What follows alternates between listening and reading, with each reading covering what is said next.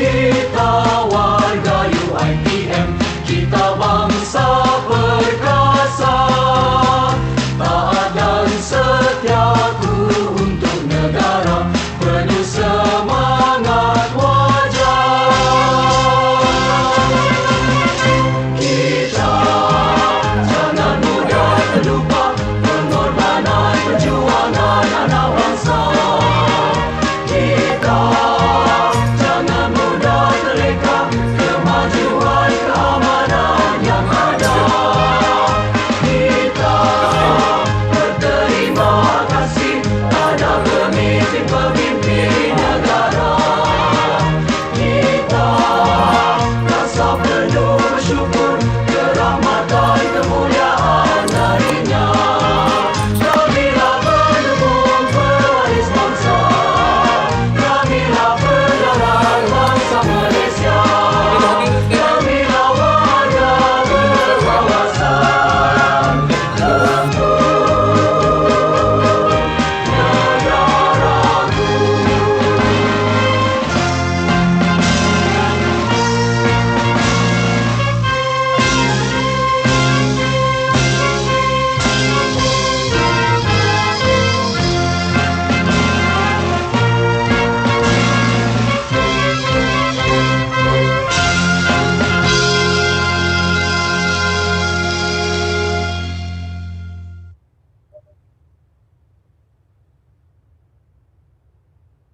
Melayang serindik di atas pematang, merbah berkicau di hujung muara.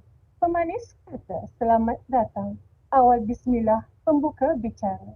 Yang berbahagia, Profesor Teknologi Dr. Hajah Fauziah Muhammad Jani, Naib Chancellor Universiti Teknologi Malaysia.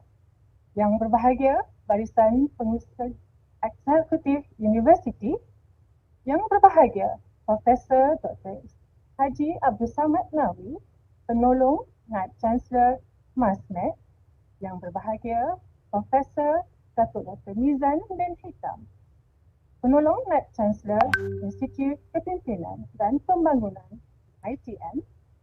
Yang berbahagia, Profesor Dr. Saifullah Haji Abdullah, Pengarah Pusat Asasi UiTM Cawangan Selangor, Kampus Bengkil. Barisan Pengurusan Kanan UiTM, Barisan Tatankuasa Pelaksana Program. Tuan-tuan, puan-puan, hadirin dan hadirat yang dihormati sekalian. Assalamualaikum warahmatullahi wabarakatuh dan salam sejahtera. Selamat datang ke Majlis Perasmian Bengkel Social Entrepreneurship.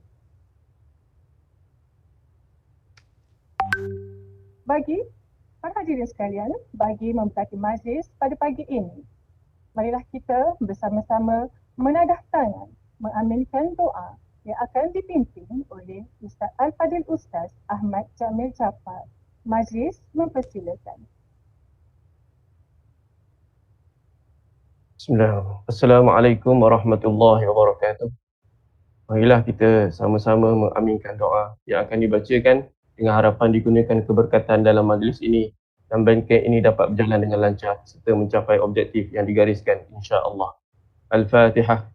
Bismillahirrahmanirrahim. Alhamdulillahirabbil alamin. Arrahmanirrahim.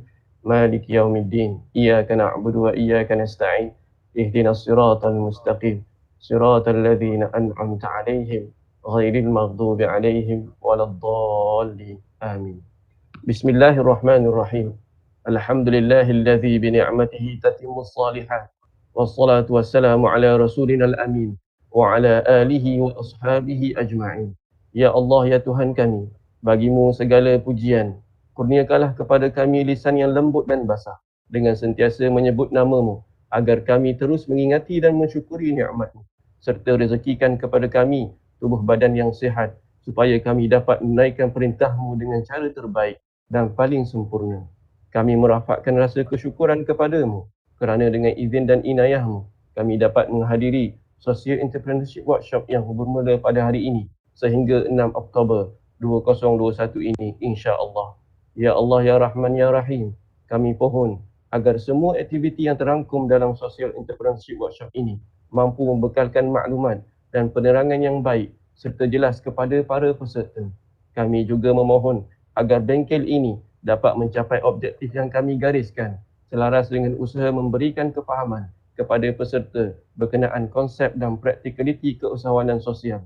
Kami amat berharap agar segala maklumat yang dikongsikan dalam bengkel ini dapat membantu usaha kami dalam pembentukan usahawan yang berilmu pengetahuan, mempunyai kesungguhan yang tinggi untuk berjaya, berdaya saing, mempunyai niat yang betul dalam menjalankan aktiviti keusahawanan, berakhlak mulia, mampu memberi sumbangan terhadap keharmonian dan kemakmuran keluarga, masyarakat dan negara, bertepatan dengan tuntutan dan tuntunan Al-Quran dan As-Sunnah. Allahumma ja'al jam'ana hadha jam'an marhuma wa tafarruqna min ba'dihi tafarruqan ma'suma. Allahumma inna na'udzubika minal barasi wal junun wal judham wa min sayyi'il asqam. Bismillahilladzi la yadurru ma'asmihi syai'un fil ardi wa la fis sama' wa huwa as-sami'ul 'alim. Rabbana atina fid dunya hasanah wa fil akhirati hasanah wa qina 'adzaban nar. Wa sallallahu ala sayyidina Muhammad wa ala alihi wa sahbihi wa baraka wa sallam. Walhamdulillahi rabbil alamin. Taqabbalallahu minna wa minkum taqabbal ya karim. Assalamualaikum warahmatullahi wabarakatuh. Amin. Amin. Ya Rabbal Alamin. Terima kasih diucapkan kepada Al-Fadhil Ustaz di atas lafaz doa sebentar tadi. Semoga majlis kita pada hari ini berjalan lancar dan dilimpahi berkat. Alhamdulillah, bersyukur kita kehadrat Allah Subhanahu Wa Taala dengan limpah dan rahmatnya dapatlah kita bersama-sama berkumpul dalam Majlis Perasmian program Bengkel Social Entrepreneurship. Bengkel ini dianjurkan oleh Akademi Pembangunan PKS dan Keusahawanan Malaysia atau MASMED dengan kerjasama Pusat Asasi UiTM Cawangan Selangor Kampus Bengkel dan Institut Kepimpinan dan Pembangunan UiTM. Majlis ingin merakamkan sekalung penghargaan kepada yang berbahagia Chancellor UiTM dan tetamu-tetamu jemputan serta para hadirin sekalian di atas kelapangan masa dalam merealisasikan majlis ini. Hadirin dan hadirat yang dihormati sekalian, sebagai pembuka tirai majlis kita, pihak majlis dengan sukacitanya menjemput yang berbahagia Profesor Dr. Saifullah Haji Abdullah, Pengarah Pusat Asasi UiTM untuk menyampaikan ucapan alu-aluan. Majlis dengan segala hormatnya mempersilakan.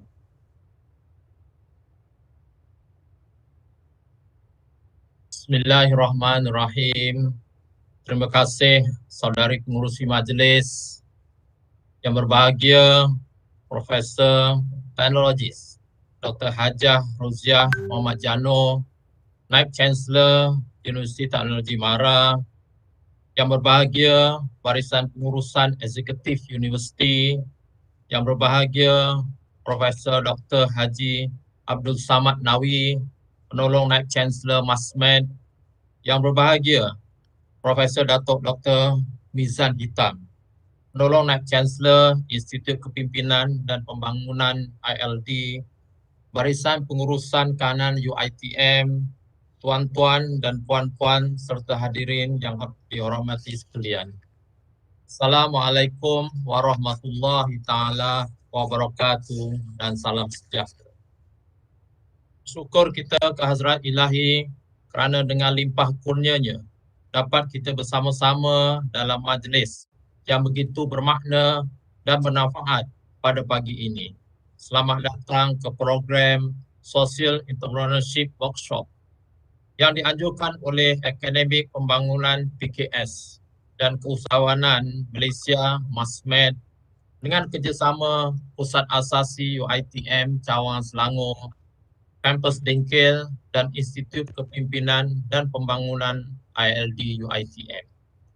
Terlebih dahulu, saya ingin merakamkan ucapan terima kasih atas kesudian yang berbahagia Profesor Teknologis Dr. Hajah Roziah Muhammad Jano, Naib Chancellor UiTM, yang sudi melapangkan masa untuk hadir bagi merasmikan Bengkel Keusahawanan Sosial pada hari ini.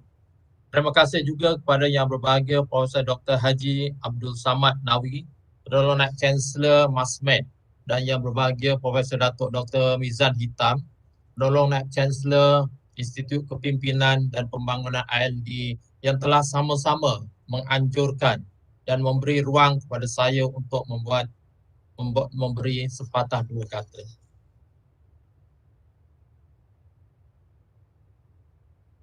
Program Social Entrepreneurship Workshop dihadiri oleh seramai 57 orang peserta dari kalangan pensyarah dan juga staf pentadbiran.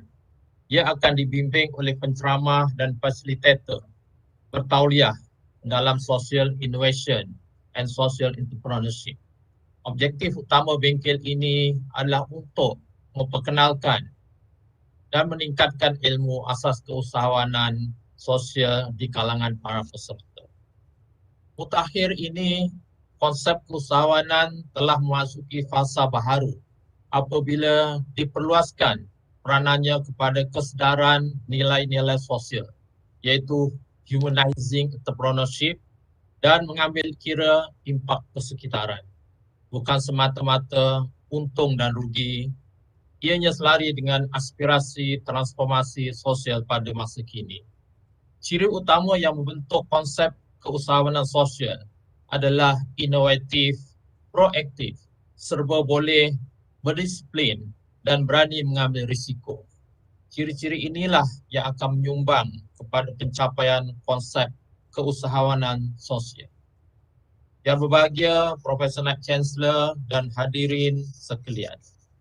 Walaupun pelajar asasi tidak diwajibkan mengambil mata pelajaran keusahawanan, namun iltizam kita agar pelajar-pelajar asasi memperolehi sebanyak mungkin ilmu dan pendedahan dalam pelbagai sudut. Bukan sahaja kecemerlangan akademik, tetapi juga pembangunan bakat, kepemimpinan, khidmat masyarakat, di mana baru-baru ini Pusat Asasi telah dianugerahkan penyertaan terbanyak dalam pertandingan e-sulam yang dianjurkan oleh KPT. Termasuk juga keusahawanan dan lebih-lebih lagi keusahawanan sosial. Unit Masmed Pusat Asasi UiTM Kampus Dengkil aktif menjalankan program-program keusahawanan. Pada ketika ini, Unit Masmed Pusat Asasi sedang mengadakan Bazar at Asasi bermula pada 2 hari bulan Ogos sehingga 10 Ogos. Para pelajar akan berniaga secara online melalui platform yang telah disediakan oleh pihak Pusat Asasi. Sebanyak 80 buah gerai maya pelajar telah menyertai Bazar at Asasi setakat ini. Yang Berbahagia Profesor Naib Chancellor dan hadirin sekalian, di akhir bengkel ini diharapkan para peserta akan memperolehi dan memahami ilmu asas keusahawanan sosial dan seterusnya mereka boleh menggunakan untuk membimbing dan memberi pendedahan pada para pelajar yang mengambil kursus keusahawanan atau menganjurkan aktiviti keusahawanan. Akhir kata, sekali lagi saya ingin mengucapkan ribuan terima kasih pada Yang Berbahagia Profesor Teknologis Dr. Hajah Ruziah Muhammad Jano, Naib Chancellor UiTM yang hadir merasmikan Social Entrepreneurship Workshop, dan tahniah kepada semua AJK yang terlibat dalam menjayakan bengkel ini. Semoga bengkel ini berjalan dengan lancar dan dapat memperkayakan ilmu para peserta dan memberi impak khasnya kepada pelajar dan UiTM. Amin. Sekian, terima kasih. Wabillahi taufiq wal hidayah. Wassalamualaikum warahmatullahi taala wabarakatuh. Majlis merakamkan jutaan terima kasih kepada Yang Berbahagia Profesor Dr. Saifullah Haji Abdullah atas ucapan aluan sebentar tadi.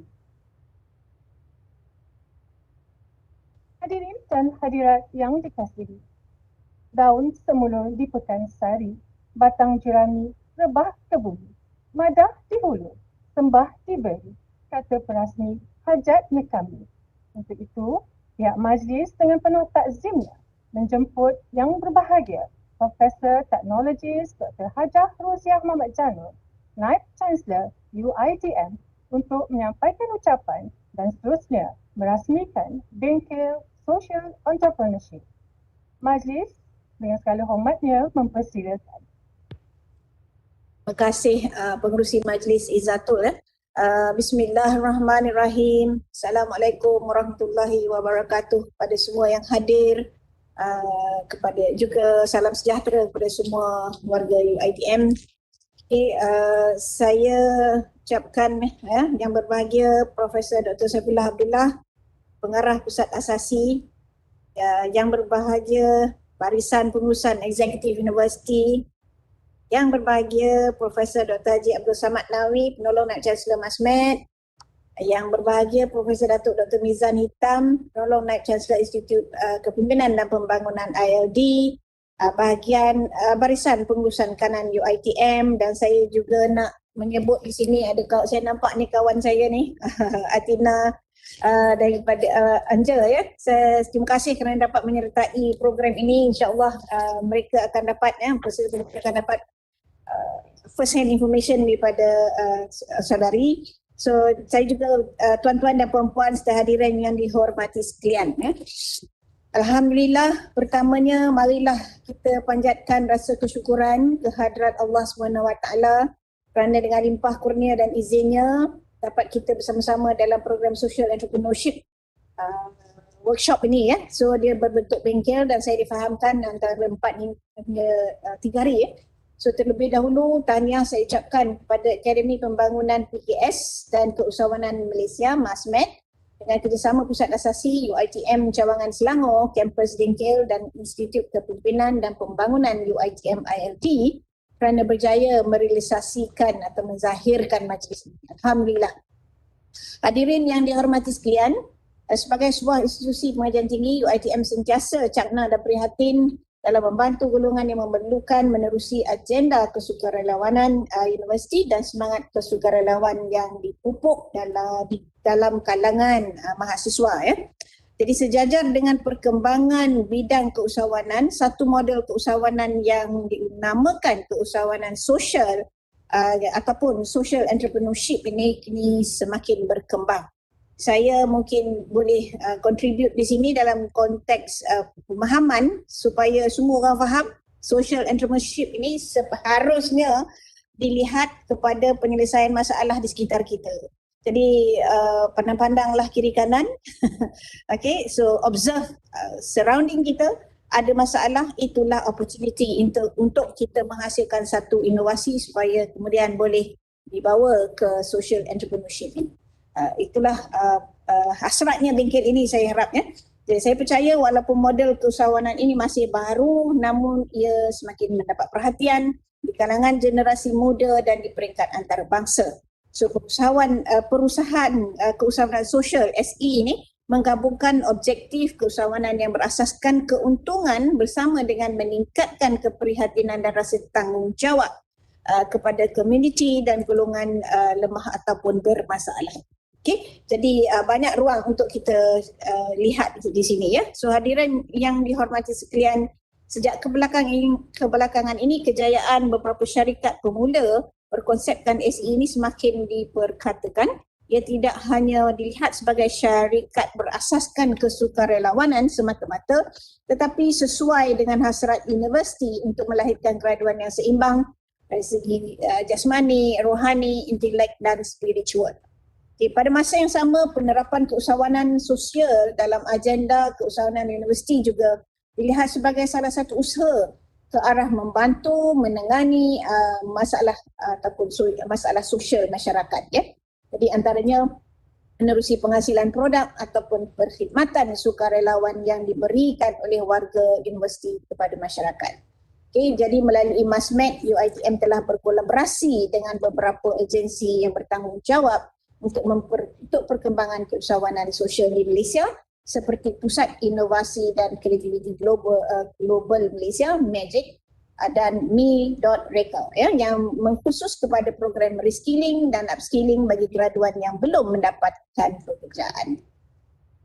Para hadirin sekalian, kini terdapat beberapa syarikat berasaskan keusahawanan sosial ini yang diusahakan oleh usahawan alumni UiTM dan diharapkan berusaha ini akan berterusan serta menjadi penggalak kepada usahawan-usahawan lain. Termasuklah usaha untuk menarik minat mahasiswa ke arah keusahawanan sosial ini. Ya.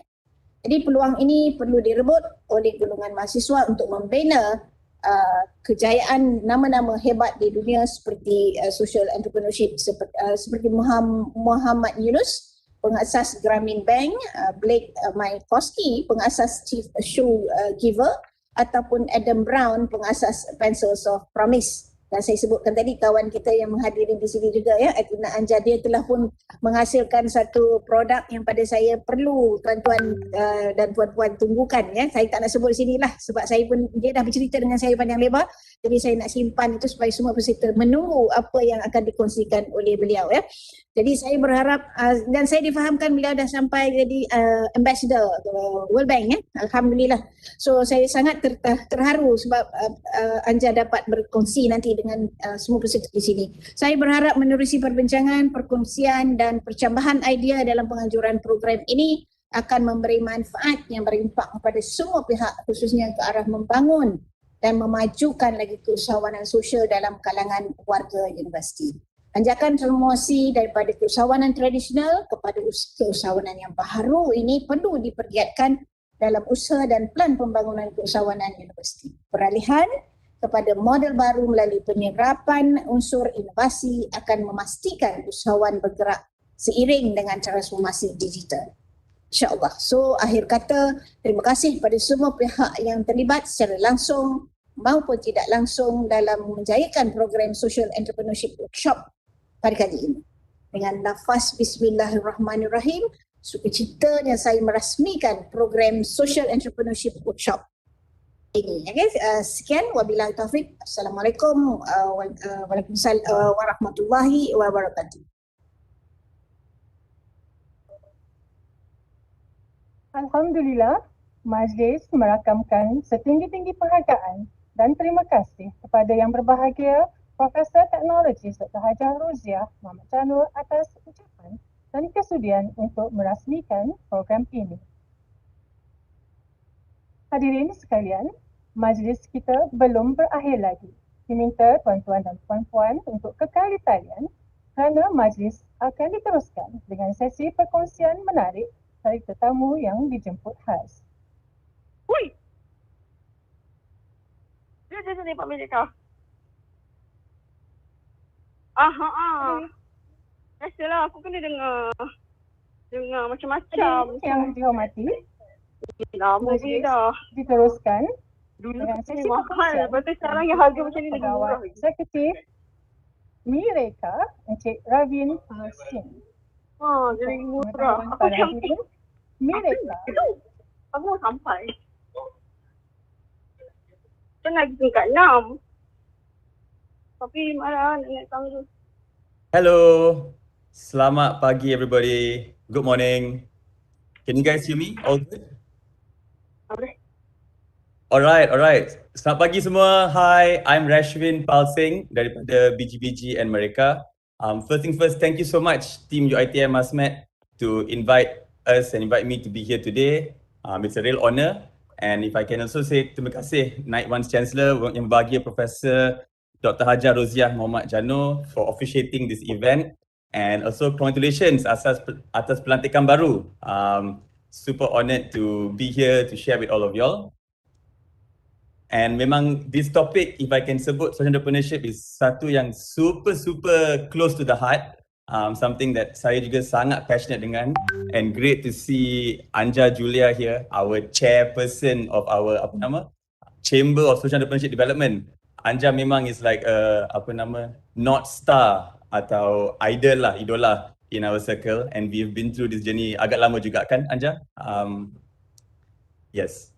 So good morning everybody, and izinkan saya just to share today. So before I share screen, I will just be sharing on a few parts kan. So I understand today kita memang tadi ada bengkel, social entrepreneurship, lepas tu sekarang ada sharing session, after lunch ada sesi lagi.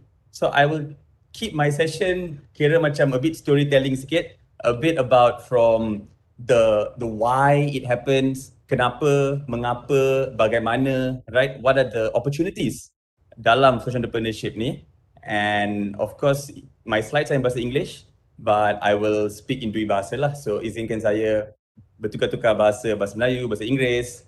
Tak ada bahasa lain lah. Rasa dua bahasa tu dah cukup dah. So thank you so much. Just give me 30 seconds to just quickly get my slides on. Yeah.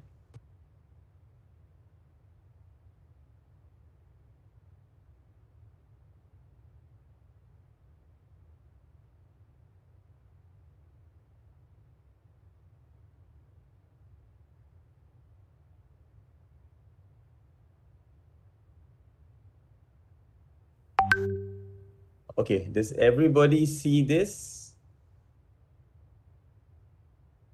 Yeah, nampak so far? Okay, terbaik, terbaik.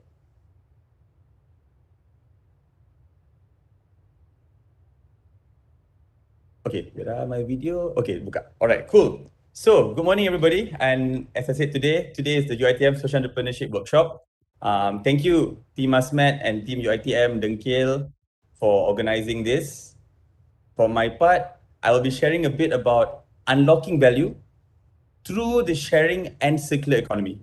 Right, so memang tadi like Nak Chancellor memang dah sebut dengan tepat sekali, like as we observe around us, the challenges that exist, this is that unique opportunity for us to menggunakan teknik-teknik business, right? The kehandalan business, the innovation in business, but also dengan hati yang tulus ikhlas, dengan topi inovasi, right? Innovation hat, as well as transparency models, right? To make sure that we get to uplift our society lah, kan? Because sekarang memang sebelum ni pun ada banyak juga societal challenges, economic, environment, social, but COVID has definitely kira macam apa tahu, spotlight. It has spotlighted these issues, right? Lebih jelas, lebih ketara. The gap between the rich and the poor is even more. Urban-rural gap also is becoming more clear. So social entrepreneurship is memang one of those opportunities for us to reverse that.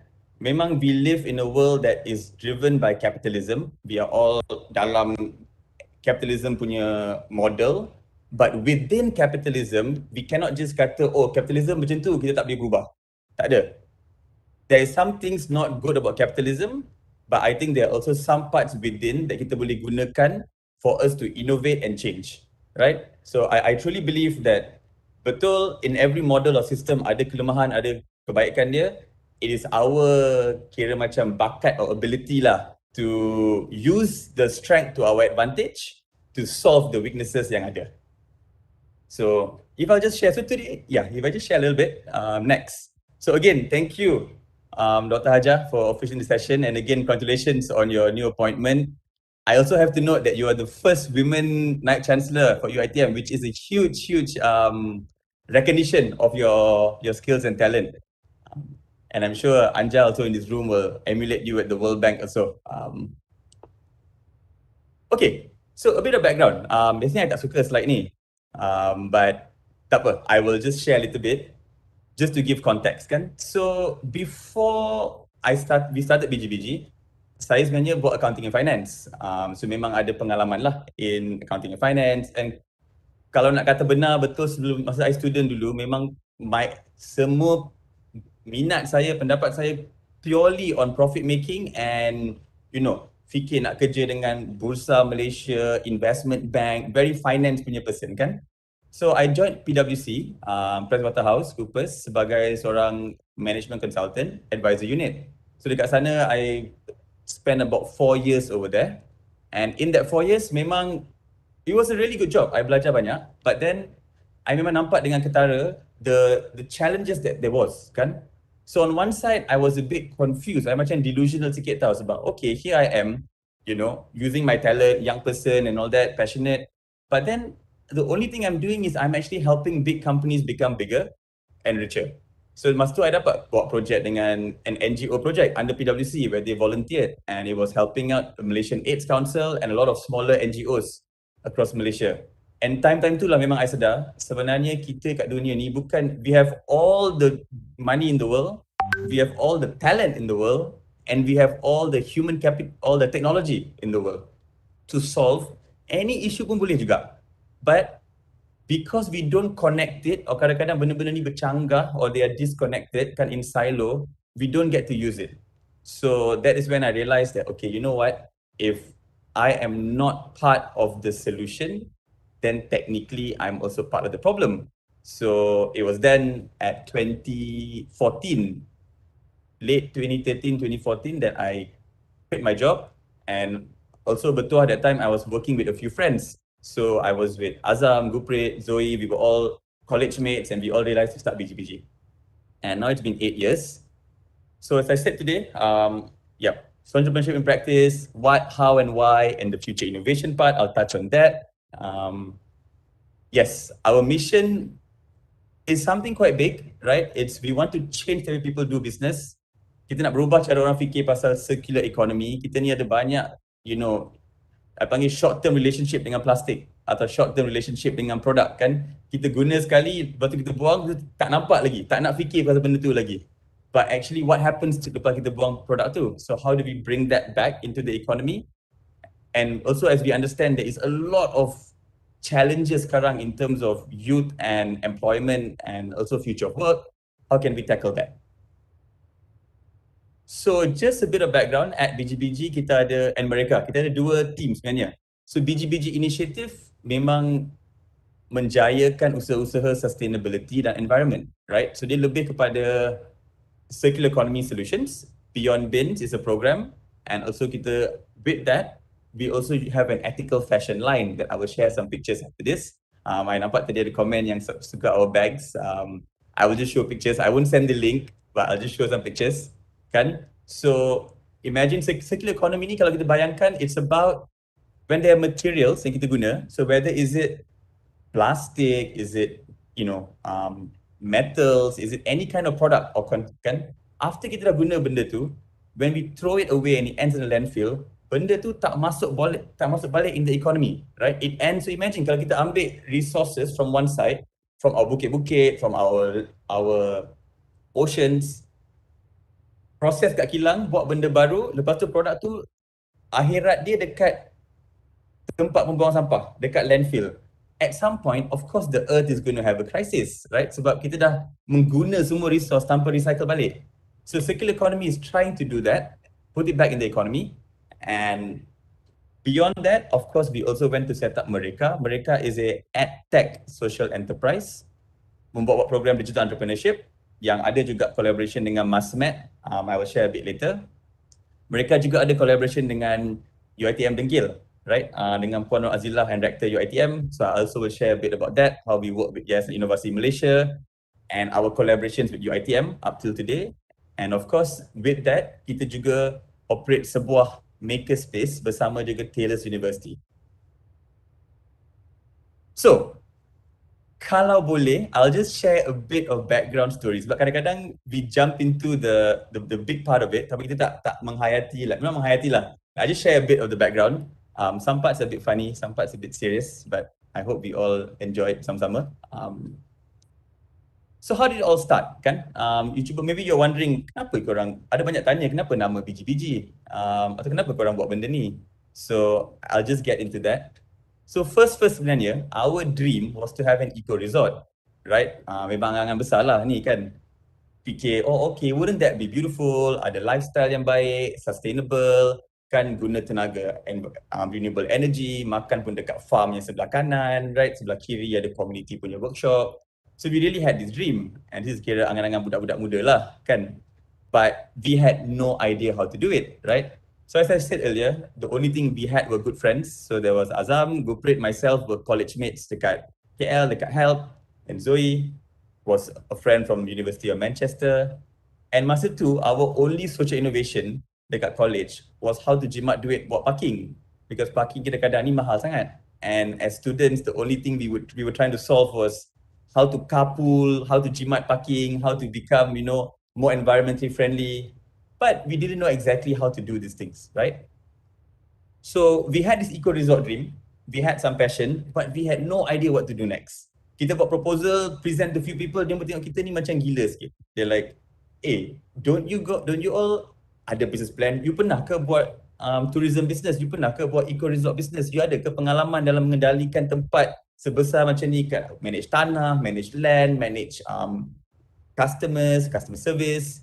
So we got shot down quite a lot kan, and I think memang suitable lah to share this story sebab ni pun program usahawan juga.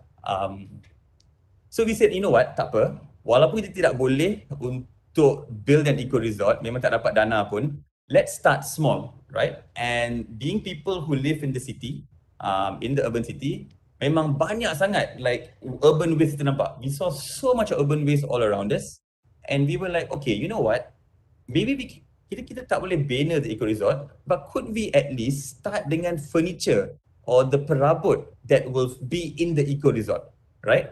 So we thought, let's start small, right? And memang masa tu our dream was also for the whole eco resort to have furniture yang dipanggil upcycle. Upcycle ni circular economy juga, mengguna barang-barang buangan, kayu buangan, diesel drum buangan, right? And kita convert pada benda baru. So we said, okay, let's start with the furniture dulu. So imagine I, seorang like accounting and finance student, memang bakat tangan memang almost tak ada. Tapi tak boleh cuba juga kan. So yes, tak ada bengkel, tak ada apa-apa, start daripada kondo dulu. Jiran-jiran kita ingat kita ni macam tak habis-habis renovation kan. Kenapa dia ni rumah macam tak siap-siap. So we work from home using whatever resource yang kita ada, right? Work from home. Gradually kita dapat project to work Yayasan Inovasi Malaysia to make some products, and then kita dapat kira macam leap of faith. Time tu nak ambil office pun tak cukup dana lagi. So we thought kita sewa sebuah rumah besar sikit. Dekat tingkat-tingkat atas tu kita rent out kepada people in the taman. Kita guna ground floor sebagai bengkel kita, right? And we use this bengkel for a good 3 to 4 years. I mean, I can kongsi story sikit kan, siap sampai terlalu bising, itu di PKL datang. Tapi diorang baik, diorang tak marah. Diorang kata, "Dek, apa adik buat ni dah tak boleh kerja kat rumah, adik kena cari tempat lain." So they were quite nice, they gave us some time. Then kita jumpa sebuah factory dekat Klang, we moved to the factory. But that time kita memang tak bijak sangat how to manage such an operation. So this factory only lasted for 2 years. And lepas tu kita terpaksa, swallow the bitter pill and accept that kita tidak tahu atau tidak pakar, tidak mahir dalam mengendalikan sebuah kilang untuk buat furniture upcycle and to make our bag. So tingkat 2 tu kita buat bag, biji-biji. Tingkat bawah tu kita buat the perabot, the furniture and all that. But we were not so good at it. So kita terpaksa mengaku kan, and we had to move on to do something else. And sekarang we managed to set up Mereka, and I'll share with you kenapa kita buat Mereka lepas ni kan. And Mereka is in Publica, adalah sebuah maker space. Maker space ni kalau kita bayangkan is a space yang, bayangkan bengkel KH masa kat sekolah dulu, tapi ada bengkel lain-lain. Ada aircon sikit. Tak ada gurau je. Aircon tu kadang-kadang penting kan. But there is a wood and metal lab, there is a electronics lab, there is a design lab untuk kita nak menghayati 3D model, 3D printing, laser cutting. There is a VR lab, right, for us to use that design untuk kita create content for the world. Ada bengkel fashion, textiles lab di mana kita set up, make our bags from there, and juga cafe that kita partner dengan food lab, right, which are Petronas punya accelerator punya students. And kenapa kita set up Mereka is actually sebab masa kita start biji-biji dulu, kan tak ada resource nak buat perabot and all that, buat dekat rumah. Kita sedar it was super difficult sebagai seseorang yang nak, tak kira lah warga muda ke, warga tua sikit ke, right, belia, warga emas, sesiapa pun, kalau kita nak mencipta sesuatu benda, kita nak cipta produk baru ke, nak cipta inovasi baru, kita memang memerlukan kepakaran, expertise and juga peralatan, right, technology, tools. Tetapi there is no place to get this. Kalau you dah lepas university, you tak ada kilang sendiri, mana you nak dapat peralatan begini? So it was super difficult. Kita time tu siap kena nak pinjam mesin jahit, kena drive sejam setengah, Batu 9 dekat Ceras, jumpa uncle dekat sana, kawan kita punya pakcik, guna mesin Sabtu 12 petang hingga pukul 4 petang. Sunday balik waktu semula, right? Lepas tu nak guna welding machine, ada lagi seorang kawan pakcik punya pakcik dekat Segambut, dia ada mesin welding kat sana, kena pergi sana, kena guna, bila dia nak guna kita tak boleh guna. So it was super difficult, and kita sedar, kalau kita dekat bandar pun nak guna peralatan susah, bayangkan kalau kita punya like belia-belia dekat luar bandar atau luar negeri, lagi susah kan? And then kita tengok globally ada konsep makerspace. Makerspace ni is actually about sharing economy. So dia adalah sebuah konsep di mana sebenarnya kita tak perlu semua ada peralatan sama-sama. Kalau saya ada drill, saya takkan guna drill tu setiap hari. Mungkin saya guna 3-4 jam seminggu sahaja. Tapi boleh tak kita kongsi di peralatan, share these tools so that we can co-own it at a center and everyone gets to use it as per where they want. So based on that, kita set up mereka as a creative hub, but also to empower people, right? For access to tools, technology, and content. So I'll share a bit about what BGBG has been doing, and I'll just show you some quick pictures. So memang our Beyond Bins program is a lot about circular economy. So we work with sea monkeys and local communities di mana ada dekat Gombak, ada juga dekat Pulau Perhentian with sea monkeys and Fuse Ecotier, where we work with them to get the plastic materials to convert into higher value products, right? So ada sebuah mesin nama dia Precious Plastic. Mesin ni boleh dibekalkan kepada komuniti-komuniti luar bandar supaya mereka boleh solve recycling in situ atau on site. So the model works where kita set up the machine, we place the machines with communities, they recycle plastik yang ada sekeliling mereka, type 2 dengan type 5. Lepas tu mereka buat produk baru, we will then bantu mereka to sell this product to corporates. So they can also recycle the material and jual dengan harga lebih tinggi kepada supplier sebab bila dah shred, dah bersih dan dah shred, harga dia about 30-40% lebih tinggi. So that already makes recycling more attractive kepada community. Sebab kadang-kadang kita kena faham, they also are looking for income, right? So if we can tackle environment and income together, we can actually solve the problem menggunakan model social entrepreneurship. And in the end, also us from the bandar, if we can help to channel corporate orders pada mereka lebih elok, right? So that's what we do with BGBG Circular Solutions. We also set up an ethical fashion line. Ni benda kita first buat sekali. So start dulu dengan banner dekat events, and typical kan pergi event tengok banner, wish cantik banner ni, color menarik, right, you know, catch your attention, tapi lepas guna 4 jam 8 jam kita buang terus, rasa pun macam like tak elok hati, tak sedap hati. Sentuh material tu memang bagus, memang kuat, kalis air, dah ada color menarik, takkan kita buang sekali guna kot, and cannot recycle sebab dia polyethylene. So kita then tengok how can we make this product, it's waterproof, it's solid, it's durable, back into the market. So we started off making banner bags, and from that banner bag kita sedar event industry ni ada juga banyak carpet yang terbuang, right? Nama dia felt material. So we started using the carpets, and then from there someone came to us kata, korang tahu tak, seat belt ni pun korang tak boleh recycle tau, I tengok ada dekat kereta potong ada banyak. And terbaik this pakcik kongsi ilmu dengan kita, and from there we use these materials, jumpa seat belt, right? First jumpa seat belt kereta potong, pakcik, the uncles kat sana, sekali dia bagi, second time dia bagi, third time dia like, korang buat apa dengan benda ni ya? Like they wanted to start charging us. Businessman kan? So then kita jumpa kilang yang ada these seat belts, dekat Balakong ada 2, they are OEM supplier kepada vehicle companies and all that. So we found them and we started making from there. So these are some of the examples of the products, kan? If you have a look. These are the seatbelt bags.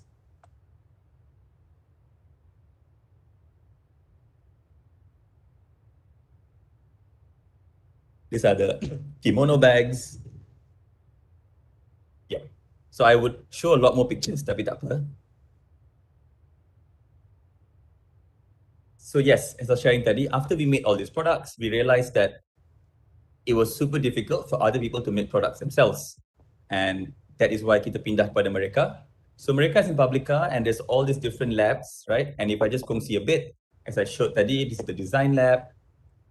So memang last 18 months ni sunyi sikit lah. Saya pun rasa sedih juga. But touch wood, kita memang dapat pivot kepada melaksanakan semua program kita secara maya, secara virtual. And that has been a good business model pivot. But memang I rasa dalam lagi 2 bulan kita akan buka mereka semula. And nama dia pun mereka, right? So that is the the sharing. And I would of course jemput all of you to come and visit us bila waktu yang sesuai. We have production studio to do our Zoom recordings, the fashion lab di mana kita buat bag biji-biji, and also other communities also come and use the fashion lab, fabrication lab kan, kerja kayu, kerja besi, ini macam BKH dulu. Common working space, and yes, the creative workshops yang ada dekat sana. So also along this journey, kita juga dapat set up makerspace and mengendalikan makerspace untuk community-community lain, right, or other institutions. So Taylor's University has engaged us to operate and run their makerspace. This is a good example of a private-public partnership. Kita ni macam half public kan, social enterprise. So we set up a makerspace for them and we run it for them.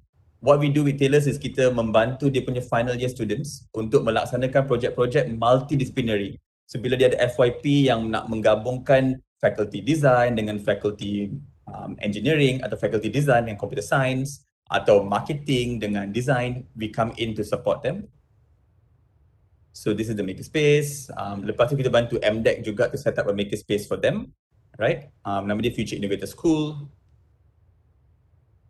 I guess banyak dekat sini memang you all familiar kan with all the setups. And yang paling menarik I want to share, which is also part of our collaboration via UiTM, is Ruang Reka, right? Dekat Taman Rasa Sayang dekat Paroi. So Ruang Reka is memang makerspace but more for a community-centric punya setup, di mana the peralatan is not the most high-end punya level, it is more at the entry point level supaya kita dapat memupuk sifat-sifat STEM, minat-minat STEM, right? Nak memperbudayakan minat dalam science, technology, engineering and mathematics, right? And also, lepas dah perbudayakan, bagaimana kita boleh sambungkan minat tu kepada ciri-ciri keusahawanan. And that's where social entrepreneurship comes in. So dalam setup tempat ni, memang it's in a balai raya dekat Taman Rasa Sayang, sebelah masjid saja. So super easy for the community to come and use, community nak guna untuk innovate business, innovate dia punya products, right? And I sangat bangga sebab projek ni adalah sebuah collaboration dengan UiTM, dengan Puan Nur Azilah daripada UiTM Dengkil dan juga team dekat sana, right? And Rector UiTM juga datang melawat kita to give advice to set up the place.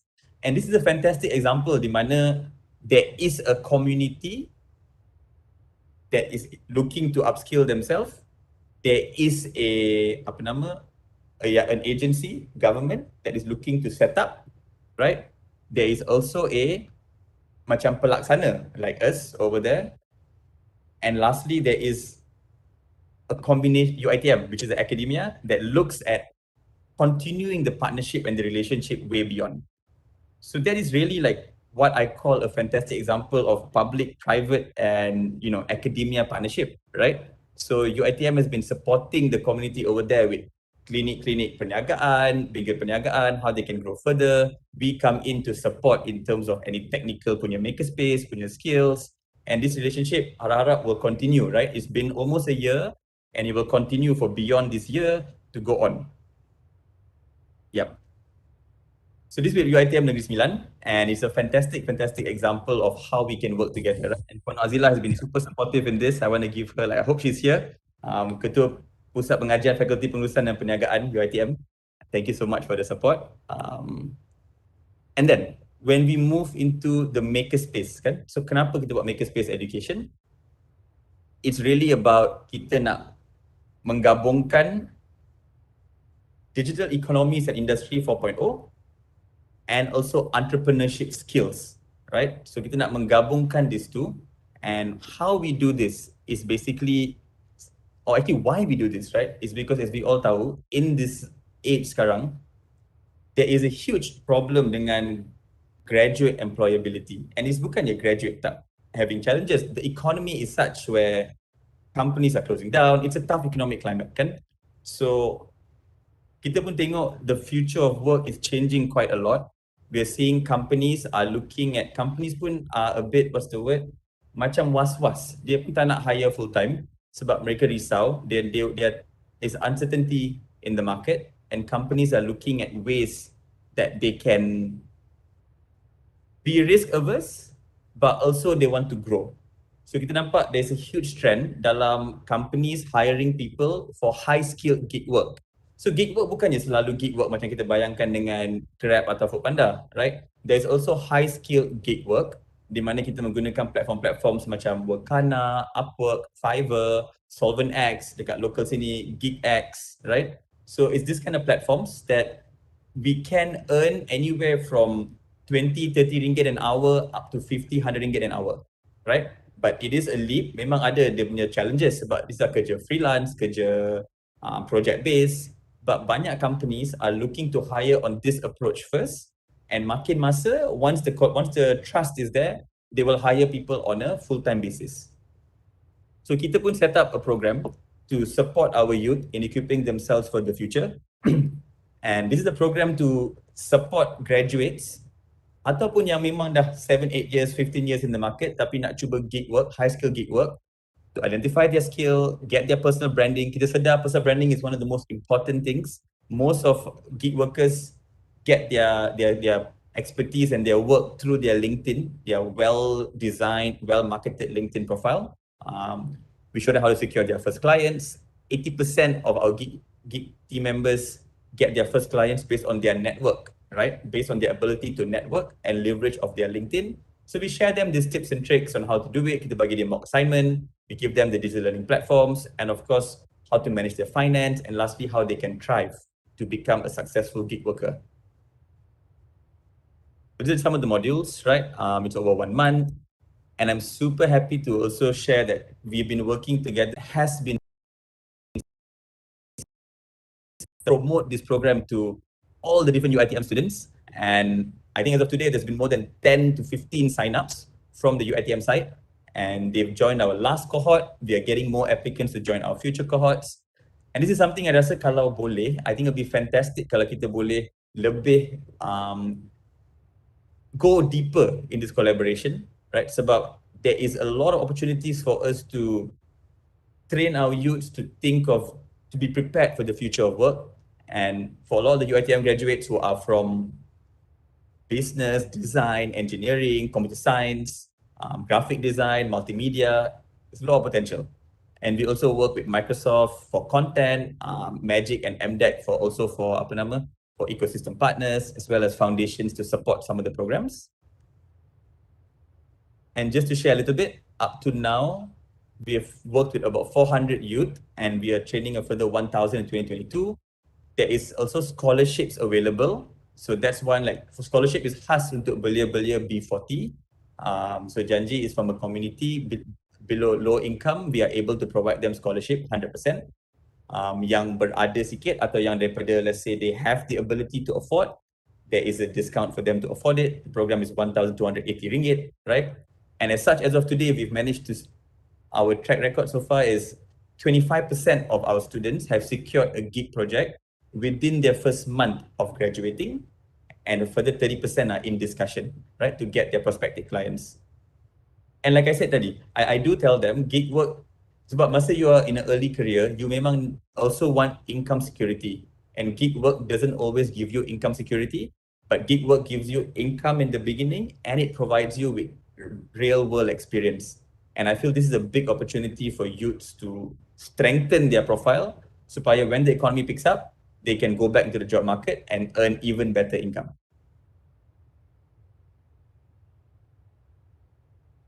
Okay, so that was just an overview of how we started and also kenapa, right? What we do. Now, if I've gone into how we started, what do we do, our collaborations, izinkan saya just to go a bit deeper into kenapa, right, kita buat social entrepreneurship ni.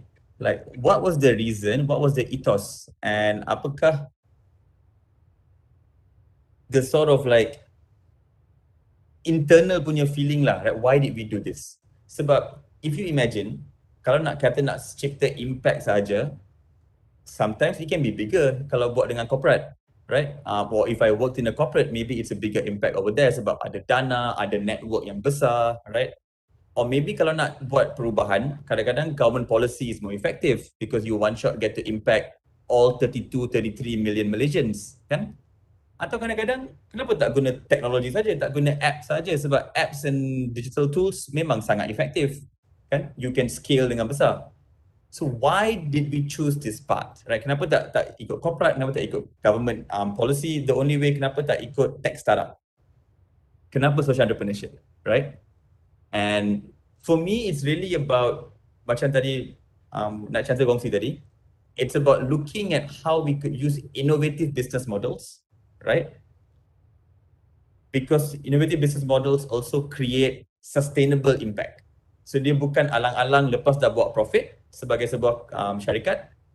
After that kita fikir, okay lah mungkin tahun ni profit banyak, kita derma sikit. Atau kita buat CSR sikit.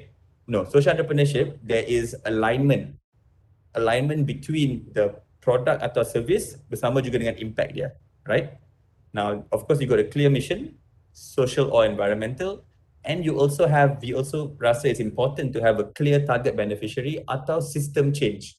Sebab tak semua solution is for target beneficiary, ada juga yang nak mencipta system change, and we go into that. So it also allows us to tackle both types of impact, right? So if you tengok, if you bayangkan, kita memang ada, there is the Sustainable Development Goals that sets us at the global level. So at the global level, the UN memang dah memandatkan what is the 17 goal besar untuk UN SDG, and these goals are macam kita punya guidance atau direction where the world must be by 2030, right? So it sets the targets. But the SDG goals are externally driven, right? It's about goals kita nak capai to help the world. At goal 7 is renewable energy, goal 4 is quality education. How can we use that untuk uplift communities, access for girls to STEM, for boys to make sure they finish university, right? To make sure all of this happens completely. So the SDGs is macam sebuah guide. What is the impact to cipta to the outside world? But social enterprises combine SDGs and ESG. ESG is environment, social governance.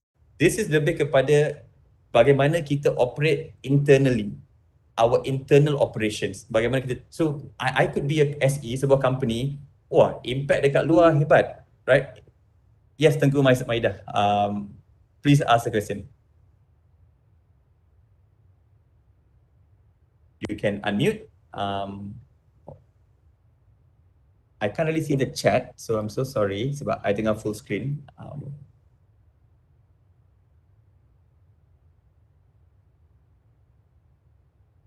Okay, no worries. So, so for example kan, bayangkan, we could be sebuah social enterprise sangat hebat. Impact kita hebat sangat. We help to uplift education, create income and all that. Tetapi the way we treat our staff is horrible. The way our internal punya tak ada transparency, tak ada any like protection policy, right? Kita tak nak bayar cukai, for example, right? So there could be a gap where kita buat kerja baik dekat luar, tapi internally kita tak ikut apa-apa prinsip, right?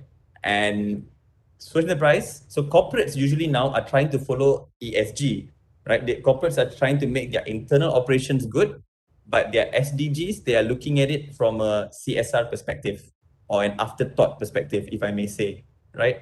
Tapi perusahaan sosial ni kita gabungkan dua-dua. Cara kita operate internal pun kita make sure we do it in the right way. Kita ada governance yang tinggi, kita take into account our carbon emissions, our policy, our water usage, right? And we also look at our internal social impact from our teammates, and we also go out, and the product yang kita laksanakan, so umpama macam bag biji-biji tu, it also helps to reduce waste, and we also hire people from marginalized communities, right? So you have that two sides of impact over there. If you look at what Anja does, it also has a community impact and an environmental impact as well, right? So SEs tackle both. And these are just some of our SDG external targets. So we look at goal 4, we look at goal 12. I will not go through each of it sebab dia agak panjang, but I can share the slides lepas ni. And at America, we look at goal 4, goal 8, goal 17, right? So, is it just about business models, right? Because kadang-kadang I get asked this question quite a lot, right? So Rash, sebenarnya SE ni janji kalau sesebuah SME tiba-tiba berubah sikit dia punya produk, berubah sikit dia punya internal, dah jadi SE ke belum? And I'm like, possible, memang boleh, that is the aim. If you ask me, kalau tanya like the dream of Anja, myself and our Chamber of Social Entrepreneurship Development is kalau boleh, sekarang ada macam 30, 40, 50 members, right? How could we grow that to 10,000 members, right? And that will only come from more SMEs or medium or corporates becoming more SE-like. But is it just about business models?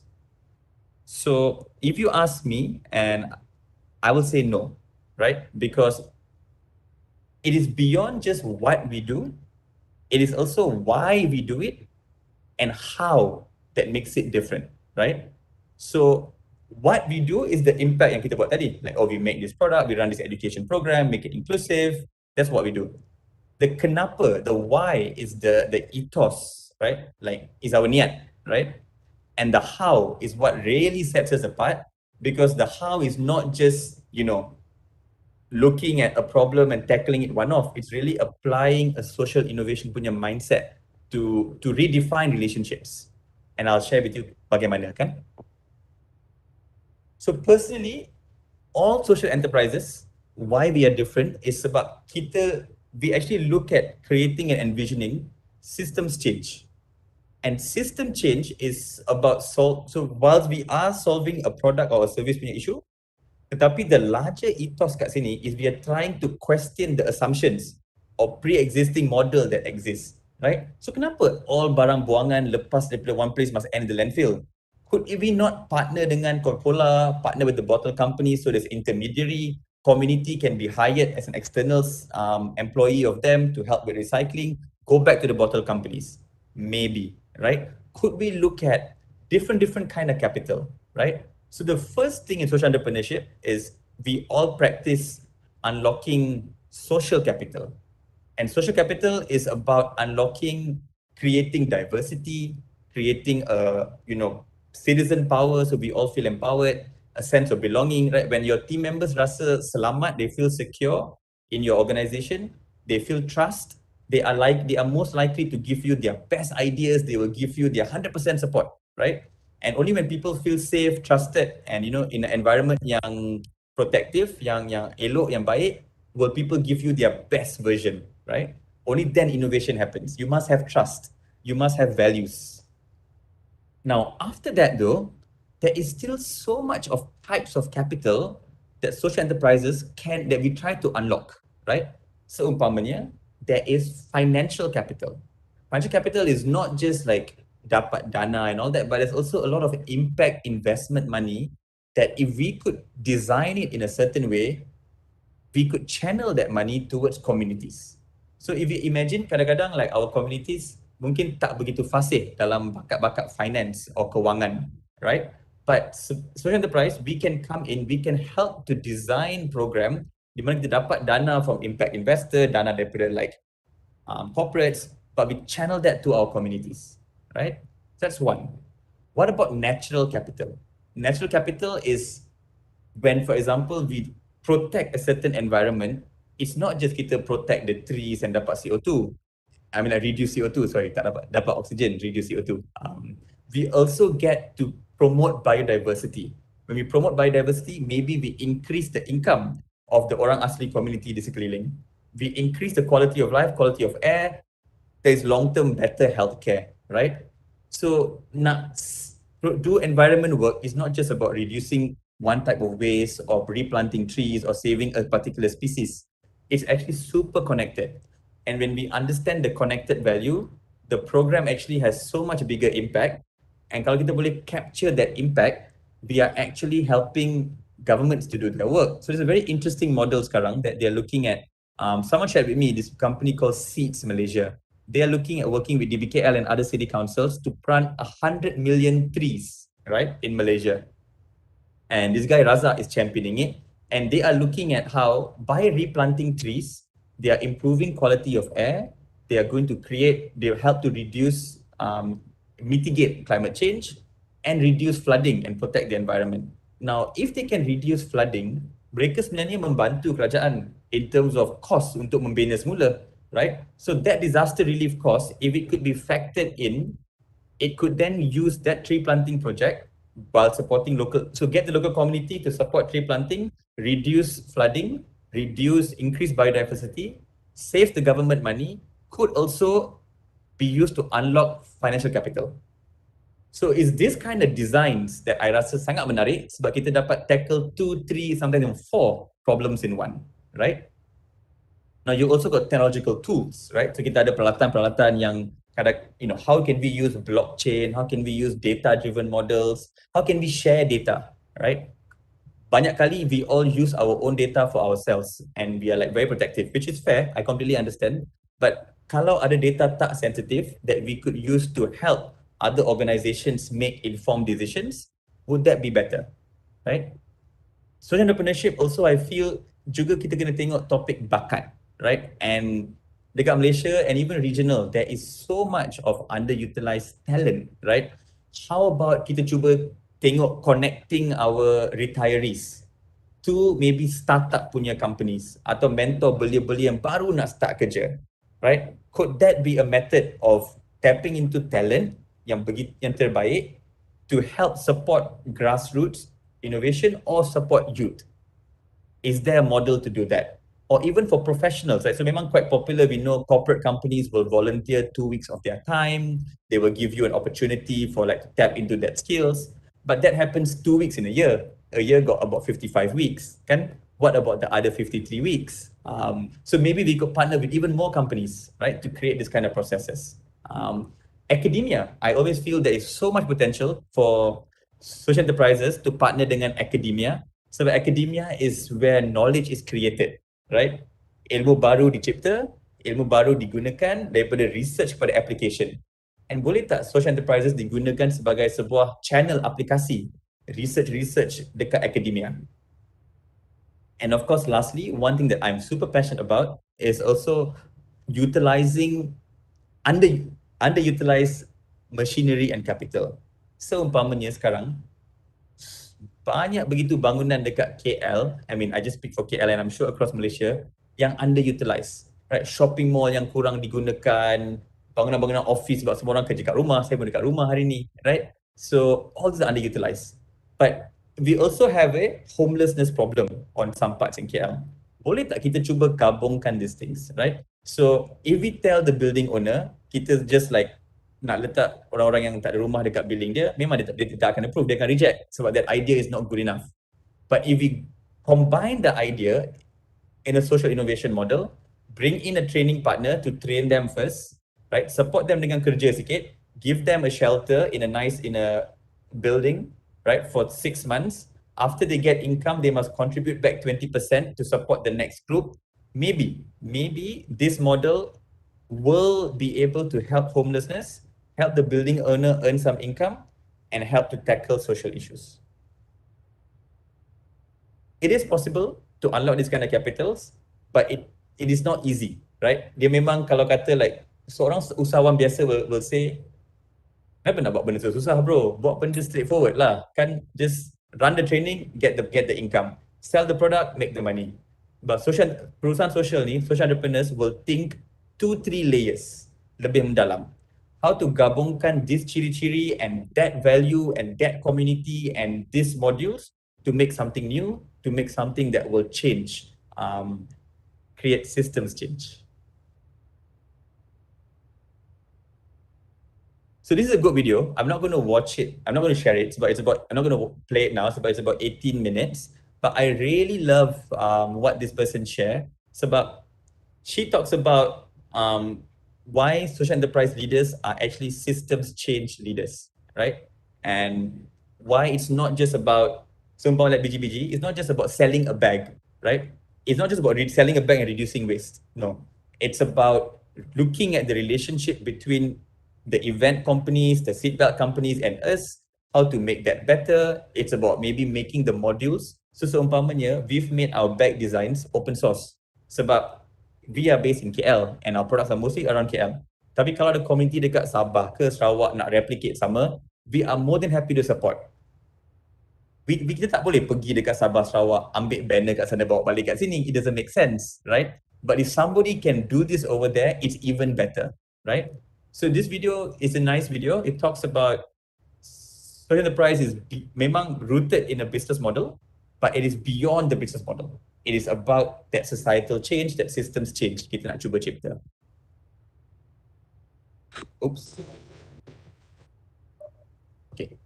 Now, Sorry, Mr. Ashwin. Yeah. Do you take any questions for now? Yes, I would love to take any questions for now. Definitely. Okay. We have one question here from Ms. Siti Nurhazwani. She asked, Mr. Raj, any collaboration with youth NGO in Johor? Okay. So far, not that comes to mind. We've worked with a local startup called Startup Johor there. They are looking at catalyzing youth to become startups, tapi belum lagi lah. If there's any cadangan, I'll be super happy to consider. All right, thank you, Mr. Ashwin. No worries. Is there any other comments or There's questions? one statement here from technologist Dr. Azrul. Space UH Shah Alam is one of the underutilized mall. So there are so many empty shop lots. Maybe one of the places for you to set up something. Maybe any ideas? Yep. Okay. Yeah, that is something to do, kan? I guess. What would be the starting point? I think the starting point would be to meet the building owners, kan? Jumpa the building owner, try to discuss and design, what are the opportunities over there, and then, but also memang banyak kan shopping mall yang underutilized dekat Malaysia ni sekarang, especially post pandemic. So yeah, I imagine it will need a education partner, a community partner, a building owner, and maybe a jobs industry partner to take back into jobs. Yeah. Mr. Ashwin, you can continue. Okay. I mean, whilst I'm here, any other questions or comments? Boleh je kita discuss sikit. Can put in the chat kalau segan.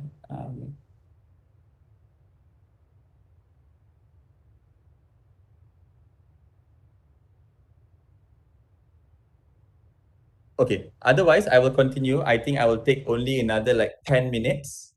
And then after that, so we can have a Q&A or just a discussion lah. Tak perlu Q&A sangat pun. We can just have a discussion. And yeah. Anja, I'm sure you got some questions, so you can always ask or you can add your comments. Okay, I'll share my screen semula, yeah?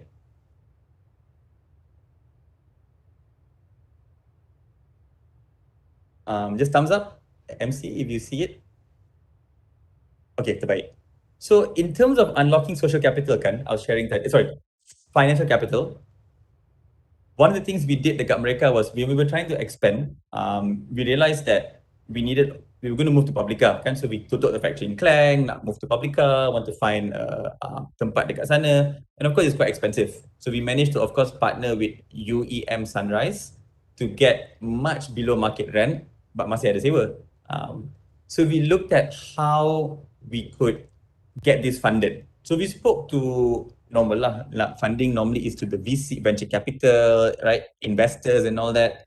And we realized that, aduhai, the questions they were asking were not the right questions. They were asking purely from a monetary standpoint. Returns bila, berapa banyak, how quickly, when can we exit, right? And we just felt that tak ada, they tak melambangkan the right ethos of why we want to do this. So we decided to tap into equity crowdfunding, right? And equity crowdfunding is a method. So there is Pitch In dekat Malaysia, there is Etta Plus, right? There's a few platforms. It allows any company, including social enterprise, to tap into public investment, right? So we managed to raise 1.6 million ringgit from 121 unique investors. These are a combination of angel investor, impact investor, family, friends, pakcik, makcik, everybody, right? And to raise this money. And from the very get-go, we were like, okay, look, this is a business model, but also an impact model, right? And we explain to them that it will take time. It's not like bukannya you dapat returns dalam tahun kedua, tahun ketiga. It will take 5 years, 6 years for returns. Like they normally say social impact investment, the returns are between 7 to 10 years, right? They call it patient capital atau dana bersabar, right? Because they have to wait to get their returns back.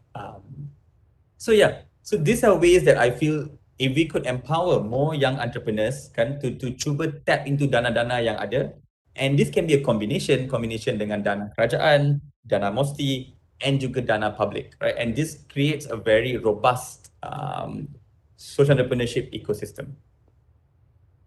Like I said tadi, we're working with tailors, and I use these examples sebab I'm really passionate about unlocking value dekat academia. I feel there is so much value at academia in terms of researchers, academic punya knowledge, modules. How could this be used better? So of course, academia works in longer cycles, kan semesters and all that. Business maybe is a bit quicker. But for example, like research, kan, so there's too little, if you ask me, kebanyakan social enterprise buat kerja mereka, tapi kita punya documentation tak begitu baik. We don't document well enough, kita tak capture the impact, we don't capture the data, and kita tak dapat salurkan data ni balik kepada kerajaan untuk influence policy, right? So maybe academia can help in terms of supporting the research. So the SE dah tengah buat kerja on the ground dah ada access kepada community, dah ada access kepada the problems, the solutions, the community leaders.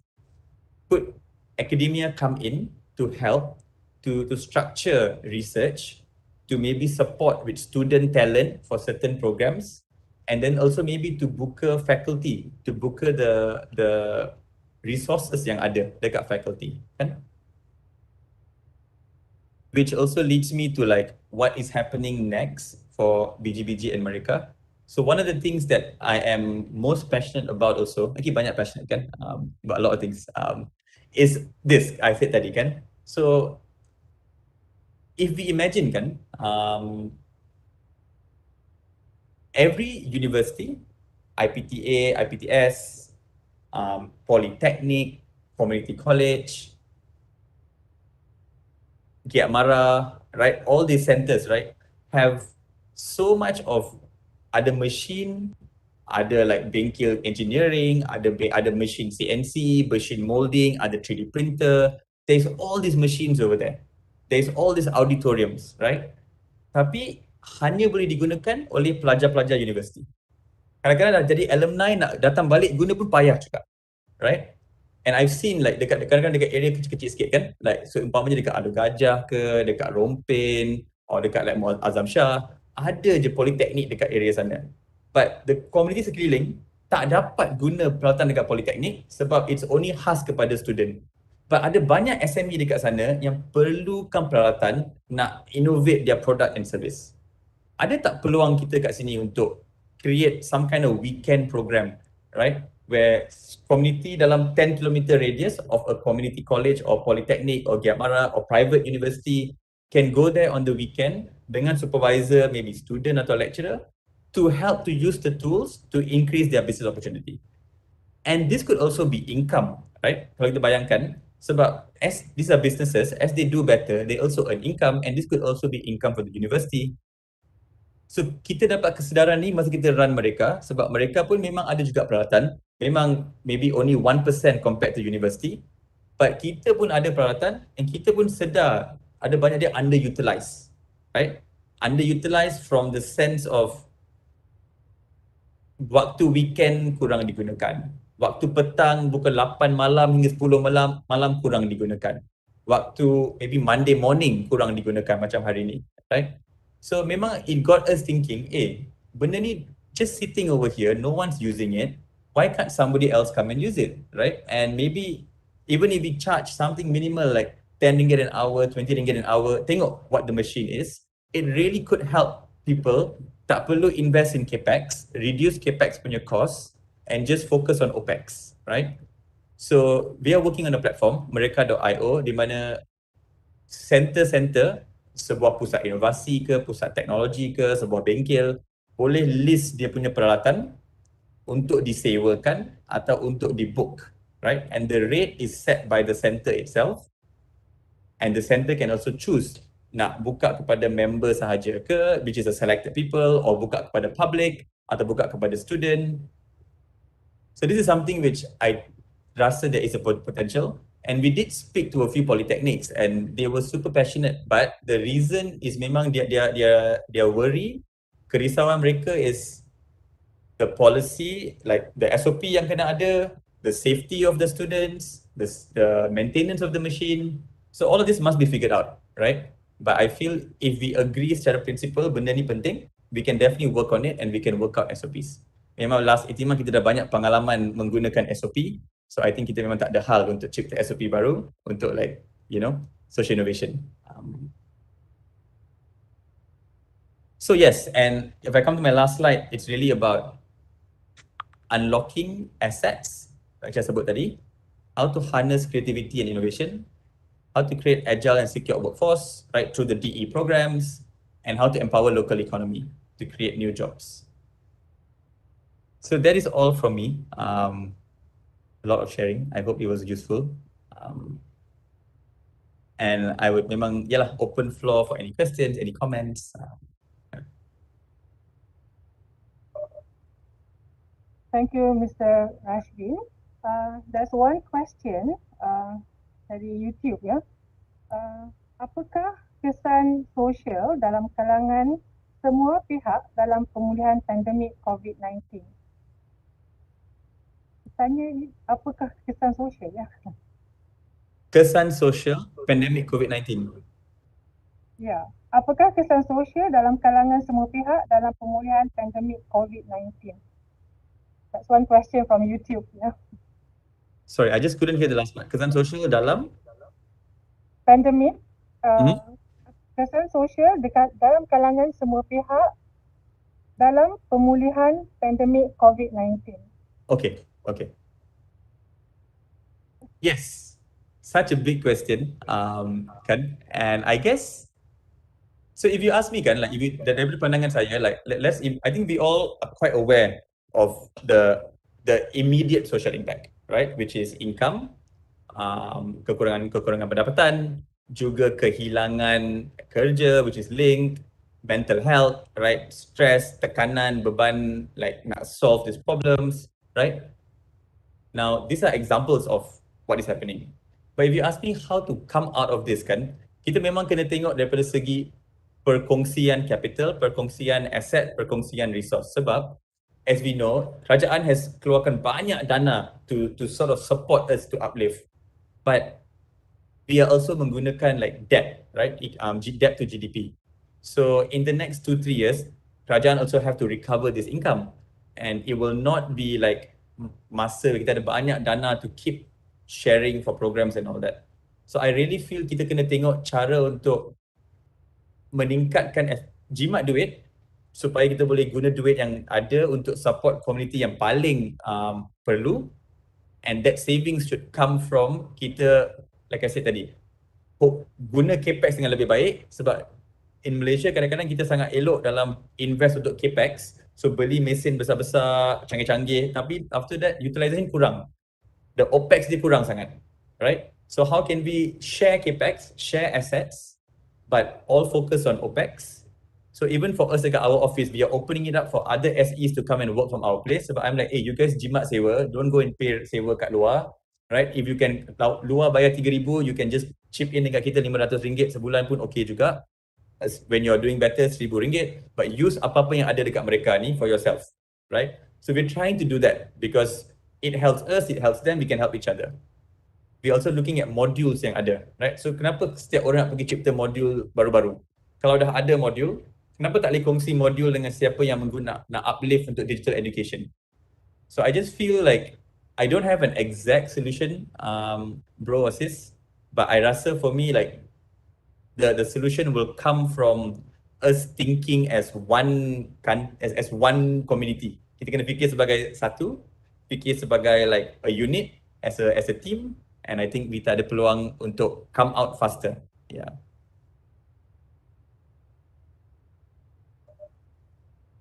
Thank you, Mr. Rashidin. There's one statement here in the chat. It's more of a statement than a question. Maybe you can comment on this. The platform that you have just showed us is the same with triple helix of university, industry, government innovation. Maybe you can comment on that. No, it's on point. Thank you, Puan Siti Nurhazwani. It's on point. I think even Yayasan Inovasi Malaysia uses this triple helix model. Sebelum ni I kenal shell helix saja, I tak kenal helix lain. But baru-baru I dah dapat faham that this is actually a concept. And it's exactly kan, like, because triple helix also is about looking at who is good at what, right? So if SE is good at grassroots community innovation, and NGO juga kan. So I also want to say that I don't think SE is the only solution. I memang rasa NGO is a super important part of the solution. Just that bukan sebab kenapa tahu? Sebab bukan semua isu sosial boleh ditangani menggunakan model SE. Ada setengah isu sosial memang tak elok, tak patut cipta model SE. Bayangkan if you're helping orang dengan Alzheimer's, or maybe like, you know, children with learning disability, or maybe like kanak-kanak yatim, anak-anak yatim. I don't think in that kita sepatutnya ada model SE. I think dalam isu-isu begini kita sepatutnya menggunakan model NGO, but work with SE, work with corporate to help, right? And banyak juga NGO sekarang. So I just wanted to say that I don't think SE and NGO is, one is better than the other. I think in the triple helix model, you need NGO and SE as well. And certain issue, NGO is better. Certain area, SE is better, right? And together, NGO and SE, I think we form an industry. Kita form like sebuah rakan yang kuat, partner yang kuat. Yeah.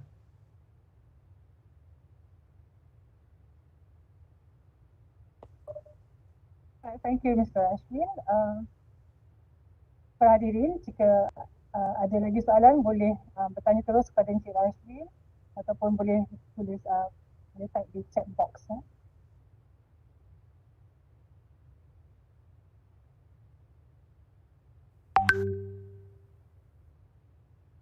Hey, Mr. Azros. Hi, Mr. Rush. Okay, my name is Azros, so I'm actually from UiTM, FITA, Faculty of Film, Theatre and Animation. Thank you for your sharing. It's very inspiring in a way. It's also relate sometimes a bit with what I have previously done long time ago when I was in the States. I did a research on cultural sustainability, so I see a lot of points that you recommended, and what you are doing is actually heading towards that. But my question is, you know, knowing the Malaysia culture perspective and environment, the landscape of the Malaysia itself, I'm having difficulties to actually find out, you know, who do SE, who provide this, who provide that. All of us are pretty much work in silos in a way, with their own, you know, their agendas and stuff like that. Is there any, you know, I don't know, any initiative done, or all this government link, SE and NGOs, educations, they actually can come together that create I will say nationwide sustainability plan instead of just you doing on your own. Because my research when I was doing my master's in the States, I studied Chicago on how they become sustainable. And we actually find out a timeline after we figure out, after we checks and everything, they actually have 5 steps that they make sure their city is sustainable. The first is obviously the city investment. Okay, the investment by the city itself. They have this what we call percentage for the arts. So 1% of public, what we call public projects and everything must contribute to the arts. So they have the budget allocated, one. And then second is the help from community initiatives such as your own Miracles and everything. So the community initiative, and help by technologies, disruptive technologies. and also other initiatives by NGOs, educations, and so on and so forth. And they said, and then we found that the most important aspect in making sure that sustainability can be achieved is actually we will require a influential leaders as well. Like for Chicago, during my research that time was the mayor himself, Ram Emanuel. He is advocates for the arts. He is advocates for sustainability. So he pushed Chicago to become the jewels of cultural sustainability in US. So I see that kind of framework can be done in a lot of countries, especially in Malaysia. But the problem with Malaysia is we are pretty much independent and silos on its own. If you ask me, I can't even find a proper platform. Like me in the arts, right? I'm in the arts. I cannot find a proper platform that lists all the creative people, all the human capitals, all the expertise in art in one platform. I cannot find. Even you say kaki seni, no. There are a lot of things kaki seni is missing. If you say cendana, there is a lot of things cendana is missing as well. They all do their own things, but there is no one proper platform that gather all this, and we can just go to one source and okay, aku nak ni ada benda ni, semua ada kat situ. So that is missing. That's my what we call my view on it. What say you? Hey Azros, no, I think it's a fantastic point kan, and this wouldn't be the first time kita sebut pasal the lack of deep partnership, right? Or the working in silos. So I think if you just, okay, let's just try to unravel this kan, a level deeper kan. Why does it not happen? Right? Kenapa tak tercetus? Sebab I think everybody sedang. You ask anybody, takkan ada seseorang pun yang kata partnership is not good, collaboration is not good, we must stop working in silos. So I think everybody can agree this is a principle. Fantastic. Now, why does it not happen, right? Personally, I think to be honest, like Azros, I feel that you are on point to say that must have strong leadership because that is the catalyst. But also, I think we forget that I think to create partnership, it takes time, it takes resource, right? So we always say, like even to form a partnership kan, when we were going to work with UiTM Negeri Sembilan for the Ruang Reka, sorry, I tersalah sebut tadi, it's UiTM Negeri Sembilan. It takes time. It takes time to discuss. We had to meet, I think, Azila, at least like 5-6 times, sit down, discuss, make things happen. And because that one was like sort of a project already firm, it could happen, right? So there was a project, so it was a bit easier, right? But when it's not a project, Azros, I think every arts organization or social enterprise confirm is also having their own challenges, their own bread and butter punya issue. So dia tak ada masa nak meluangkan this kind of things, right? And when I talk to anybody, they're like, bro, let's catch up, let's meet up, let's partner. Lepas tu, 2 minggu tak kacau, bro, sorry man, so busy lah dude, tak dapat, you know? So I feel maybe if we know it takes resource to form partnership, maybe we should invest in that. We should allocate time or like some budget for, you know, like SEs, creatives, NGOs to come together, right? Value that time. Because normally like kadang-kadang when I do apa nama like they ask for input kan, they will ask for like, oh boleh tak you spend 2 days full on a workshop. And I'm like, guys, reality is I cannot afford to spend 2 days to attend a workshop because we are a small team. I'm like wearing multiple hats, right? I can come 2 hours lah maximum, right? But if they I'm not saying must pay. I'm just saying that if you understand that, oh, where the why it doesn't happen, maybe if we tackle that differently, it could have a higher chance of success.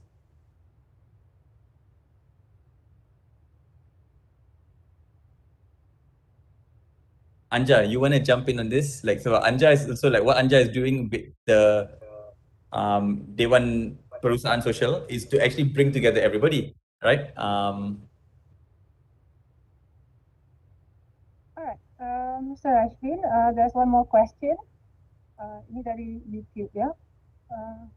Dalam kekemasan terbaru dari digital seperti pelajar, seminar, bengkel, webinar serta segalanya dalam era trend terkini, e-digital, apakah kesannya kepada sociality, kepada semua pihak serta ekonomi?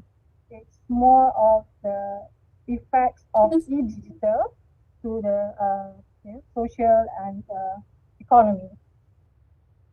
Impact of digital on the social economy.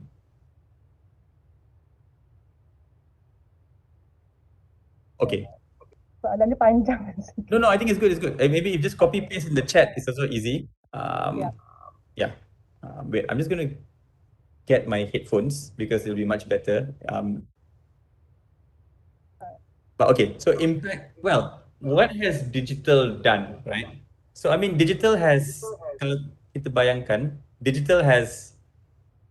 Yes, of course. The first thing kita kena accept is digital is not equal.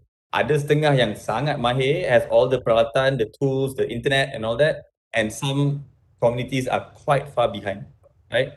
Device and all. So there's that gap, right? But if we focus on the part yang ada, digital really allows. So the beauty of digital, right, is that it allows for us to. Okay.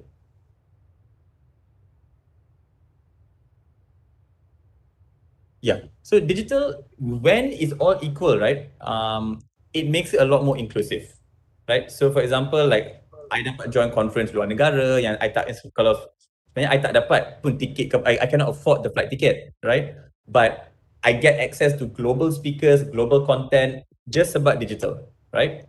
So I think digital, once kita dapat make the game lebih fair, kita dapat menyelaraskan the floor supaya semua ada access device dan internet yang sama, we will see that it's actually a lot more inclusive, a lot more easier to nak berkongsi modul, berkongsi peralatan, because digital allows you to get data real time, allows you to track siapa guna, siapa tak guna, right? So it allows actually what they call to create unit economics.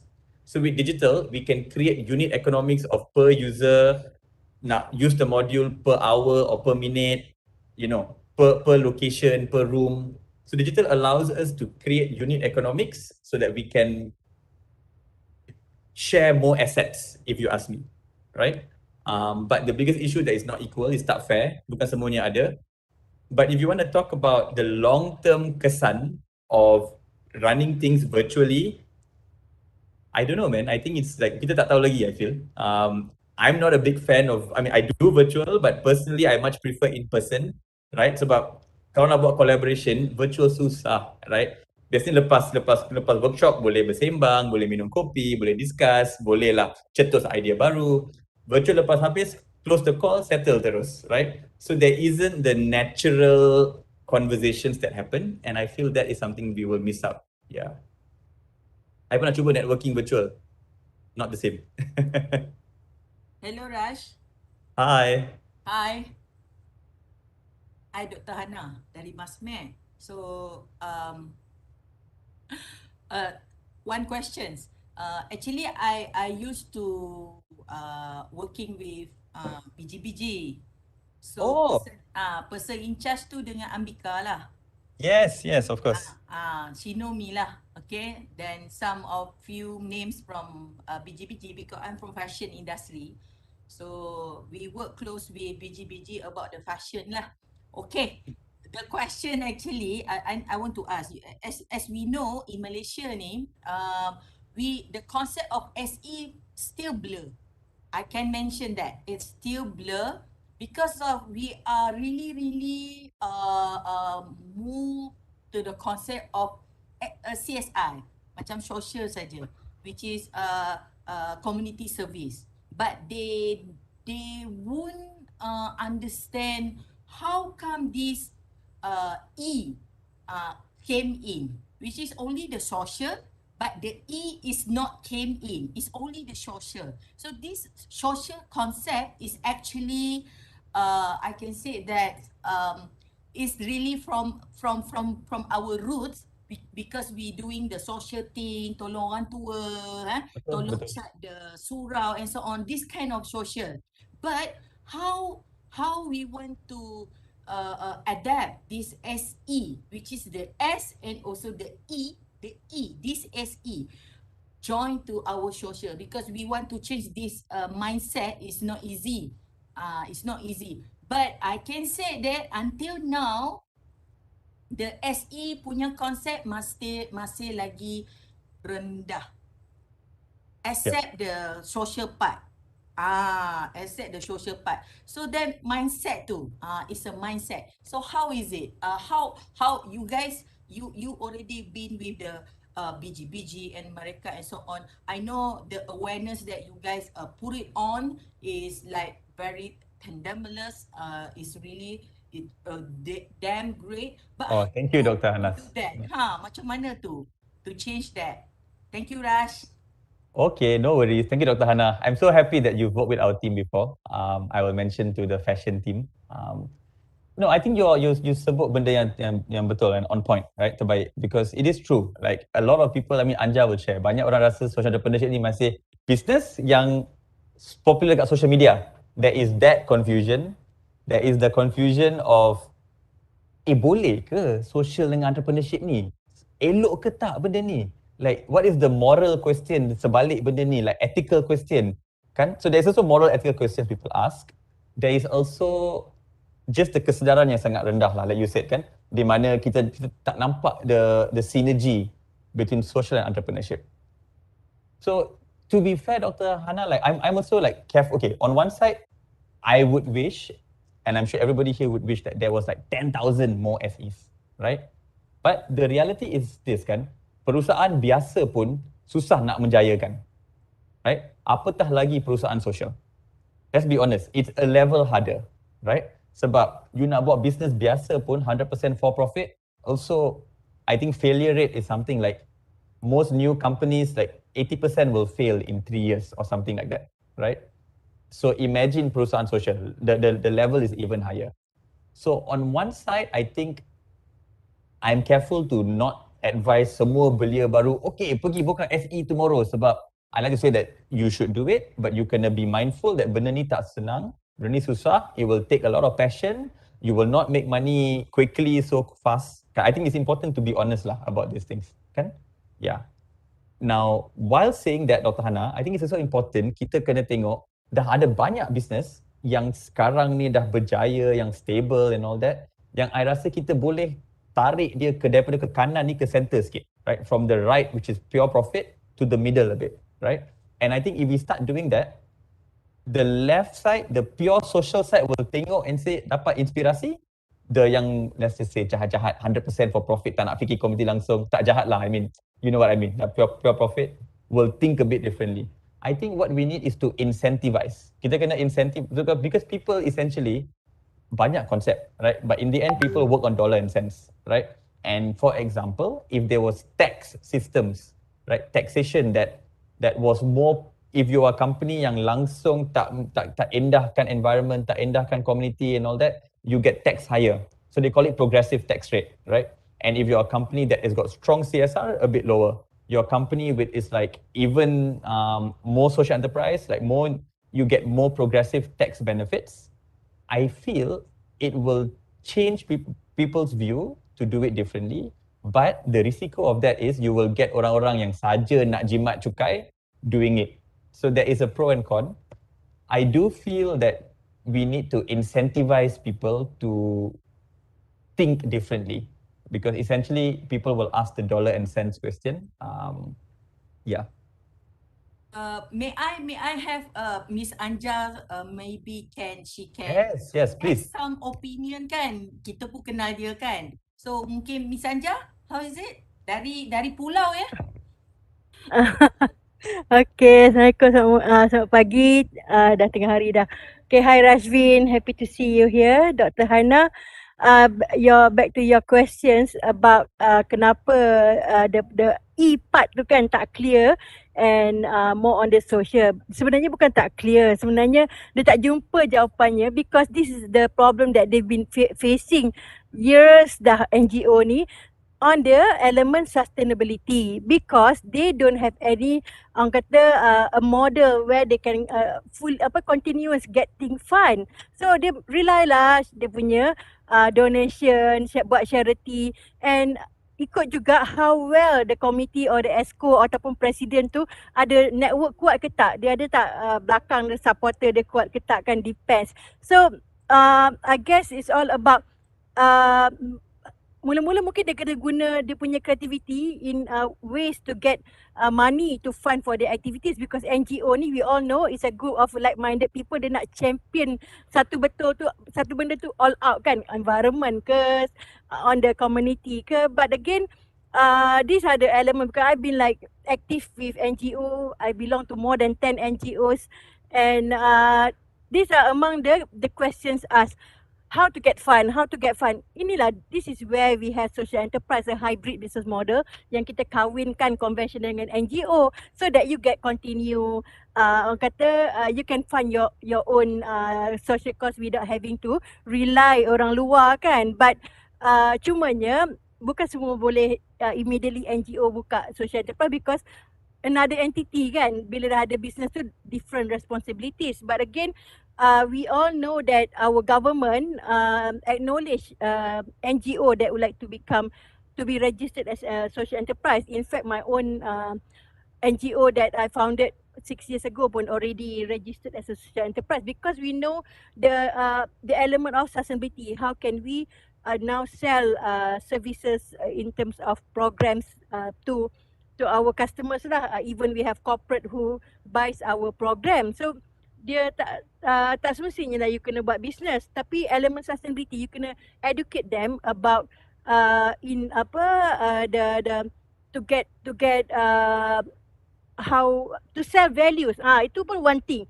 They know that diorang memang buat bagus, tapi don't know how to sell the values to get more people to support their cause. Itu je lah I punya sharing. No, actually Anja is right. On point. So banyak NGO memang yalah they tak sedar this thing is possible, right? And banyak, they're not sure whether is it even ethical, is it even allowed in the constitution of NGO. Actually boleh. Dalam ROS, NGO boleh melakukan aktiviti-aktiviti perniagaan tetapi cannot take the profit out. So keuntungan tu harus disalurkan balik kepada operasi NGO. So I think most people, which is not wrong, kan? I mean, if you ask me, you asked me 8 years ago, I pun kata mana boleh NGO buat aktiviti perniagaan. But I think now that it's allowed, it's actually always been allowed. Betul, Anja is right. Kesedaran and just maybe empowerment. The money you tak boleh simpan lah within that year, clear, kan? You do that to fund your social cost. Operations, Oh man, such a good conversation. Thank you.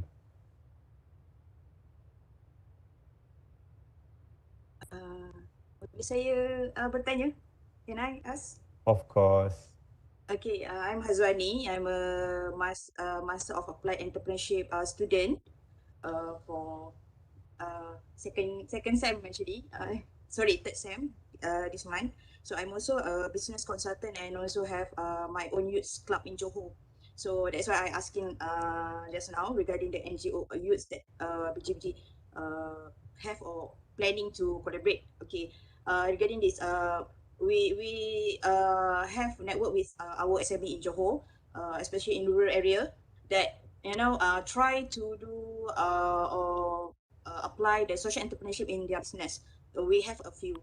And one of is IFA MZ, which is they produce the tea from leaf lah. Means that we have sour soap leaf and others. So diorang actually kutip and collect the leaf from pekebun-pekebun durian Belanda yang mana sebelum ni dia bakar daun tu. So maksudnya about regarding the pollution lah, bila dia bakar jadi pollution. So what IFAMZ do actually they collect and also do a new product which is sour soap tea. So cuma problem kat sini adalah dari segi mereka kekurangan manpower dari segi digitalization and others. There's last time I have doing FB Live regarding how we can help our unemployed graduates yang mana mereka boleh help actually our SME yang already do the social enterprise. Tapi mungkin diorang tak faham macam tadi Dr. Hanas dan also apa Puan Anja ada share, regarding tak ada kefahaman secara details regarding social entrepreneurship. Even our Johor government also highlight regarding this social entrepreneurship, tapi the government sector also tak faham apa itu social entrepreneurship. They think that macam Mr. Rash ada share dan juga Puan Anja ada share is regarding mereka faham dari segi dapat income keluarkan sikit buat charity, only that, but dia tak buat dari segi the innovation and invention of idea that they can do even during this COVID-19, because durian Belanda tu, daun durian Belanda tu sebenarnya datang semasa COVID-19, not only durian Belanda. So diorang buat juga lain-lain daun seperti daun sukun dan sebagainya. Sebab sukun orang jarang buat teh, orang ambil buah sukun. So what they do actually, they do the sukun tea. Means that dia kurangkan kadar pencemaran udara dari segi kebakaran pembakaran terbuka. So I just want to ask any BGBG planning to collaborate not only with SME in rural area, but also maybe the small medium enterprise that can be pioneer ataupun senang kata menjadi contoh untuk generasi akan datang. Sebab kat luar negara kita banyak umur 6 tahun dah buat social enterprise, umur 10 tahun dah buat social enterprise. Okay, kita ada yang ada seorang tu umur 8 tahun dah buat social enterprise regarding recycle, dia ambil barang-barang kat recycle. Even dekat Afrika buat social enterprise regarding slipper plastik yang terbuang di Betul di dekat beach pantai. tu dia orang buat permainan all that. Tapi di Malaysia social enterprise ni memang, kalau sorry to say lah, in Johor so orang cakap social enterprise tapi not in the deep meaning. So any planning to collaborate with SME and maybe NGO also. Tadi pun Puan Haji ada highlight NGO. Even kat Johor pun kita ada banyak bilik NGO yang hanya bergantung kepada dana kerajaan. Dia tunggu KBS ada tak dana, okay, ambil baru buat projek. It's not regarding your planning. Okay, dalam satu NGO ni ada apa kepakaran, dari kepakaran tu kita buat evolution or innovation ideas, then kita selesaikan many problem that we have in Malaysia, okay, especially macam social problem also, and then others. And then kita juga as a Malaysia pioneer, sebab kita tak ada lagi social enterprise Malaysia yang betul-betul selain biji-biji others. Maksudnya biji sangat popular ribuan negara. Saya tahu sebab last year pun I try to connect with you lah. Tapi from Johor kita, maksudnya from negeri Johor ni pun sendiri kita tak nampak the social enterprise company that betul-betul tapau habis lah, senang kata. No, but true, we should have like global SEs kan. Okay, no, if you ask in terms of opportunity to collaborate, memang super open, super happy. Like, I think there's always a few tiers of collaboration. Low hanging fruit is I can do like sesi perkongsian macam today. That's the low hanging fruit. Lebih mendalam sikit, if they want, there is modules that we have recorded yang I'm happy to share free of charge. Just like video-video mengenai perusahaan sosial, bahasa Inggeris pun ada, bahasa Melayu pun ada, right? A bit of business element, so I can share the modules also, which I'm more than happy for them to use. And I think the deepest level collaboration is really to sort of like build capacity lah kan, supaya mereka faham. But Anja, I understand you also currently working dengan MIDAK and SME Corp kan? Anything on that side to like help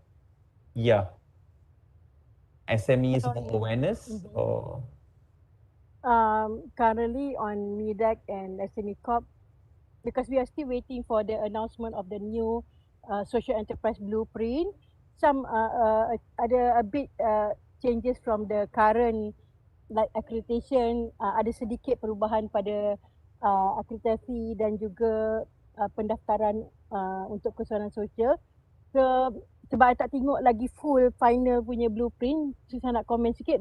But this kami tengah test run lah with selected SE, which she said we are happy to partner dengan MIDAK and SME Corp under our chamber lah, Chamber of Social Entrepreneur Development, untuk menghantar dulu. Kita dah nominate about 14 SE yang most of them dah already accredited to be part of the test dulu lah dengan SME Corp.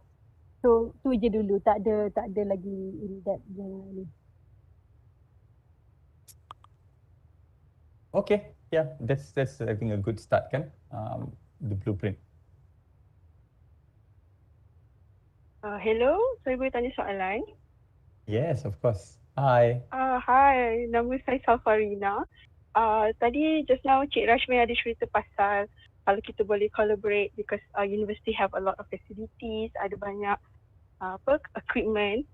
I like to call it as toys because that is actually, we are playing with it like every day. So yeah, I'm in my lab. So I guess apa yang saya nak cakap adalah, I don't know if anybody told you yang to share the toys.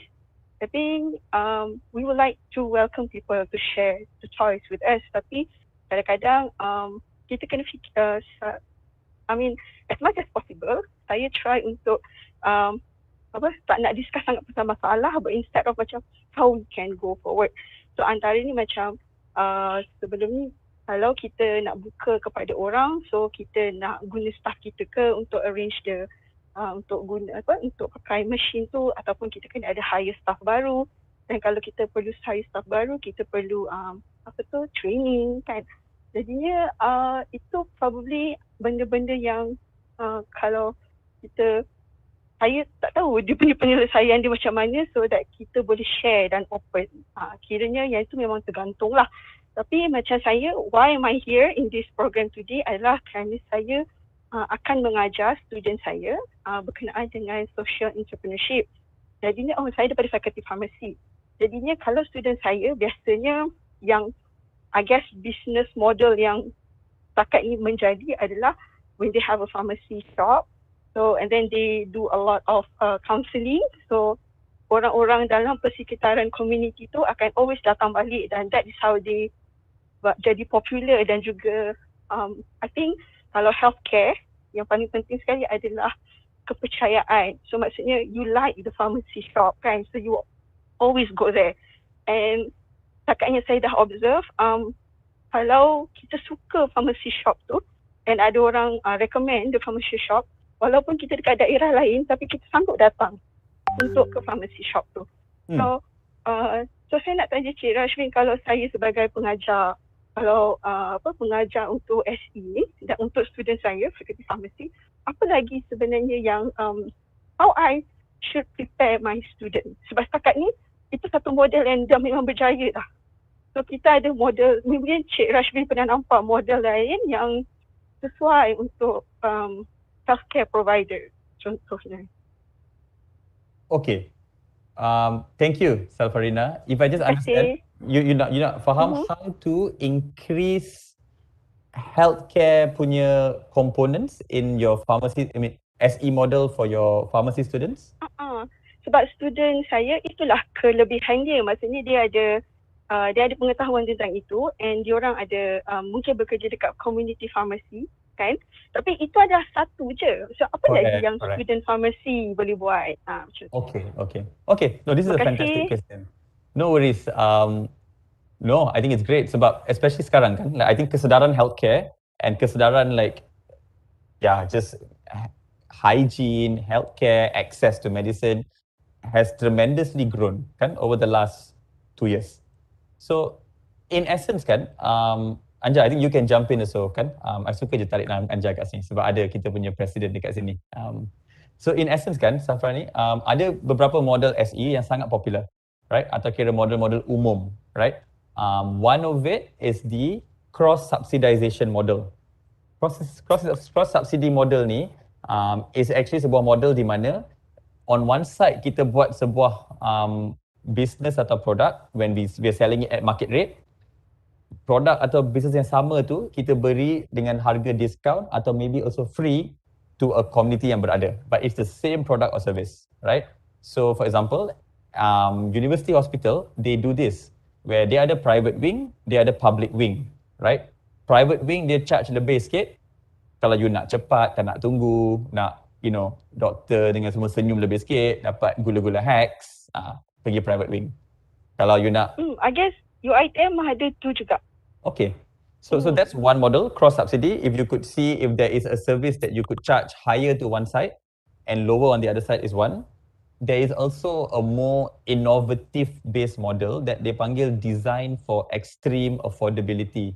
Maknanya reka bentuk produk atau servis tu adalah sangat-sangat like affordable, right? So for example dekat negara-negara like let's just say Africa where they are some lower income countries, if the baby is born very early, the baby needs a warmer. So normally letak dalam incubation punya tube, right? But it's mahal. Each I think it's cost multiple thousand. So they have been a warming tube yang sangat mudah, kurang daripada RM200. It's just using a few layers of heater thermos and it has about 70% efficiency sebagai the incubation tube untuk baby yang born a bit younger, premature born. So there's also ways, so for example, there are also like people who look at eye care, right? Nak dapat glasses mahal, right? How can they come up with a model where they can, and most communities got no budget, not no budget lah, like don't have access to optician, right? So how can they like take that model, go to the community, get most standard basic glasses yang murah, tak payah reka bentuk canggih-canggih semua, go there. So I guess I don't know enough on the pharmacy side or pharmaceutical medical side, but I can share examples. Cross-subsidy model is a good one. Design for extreme affordability. So reka bentuk design yang untuk harga yang sangat murah. And I think another popular one you could also consider is, the inclusive business model. Di mana you have a business model, maybe it's your pharmacy or whichever setup. Dalam model tu you tengok community yang kurang berada or berupaya, you help them to work in that model. Also can, yeah. Hi Rashvin. Thank you Mr. Rashvin, terima kasih. Minta Unsettled. maaf para hadirin kerana saya percaya ramai yang banyak lagi ingin bertanya soalan tetapi masa tidak mengizinkan.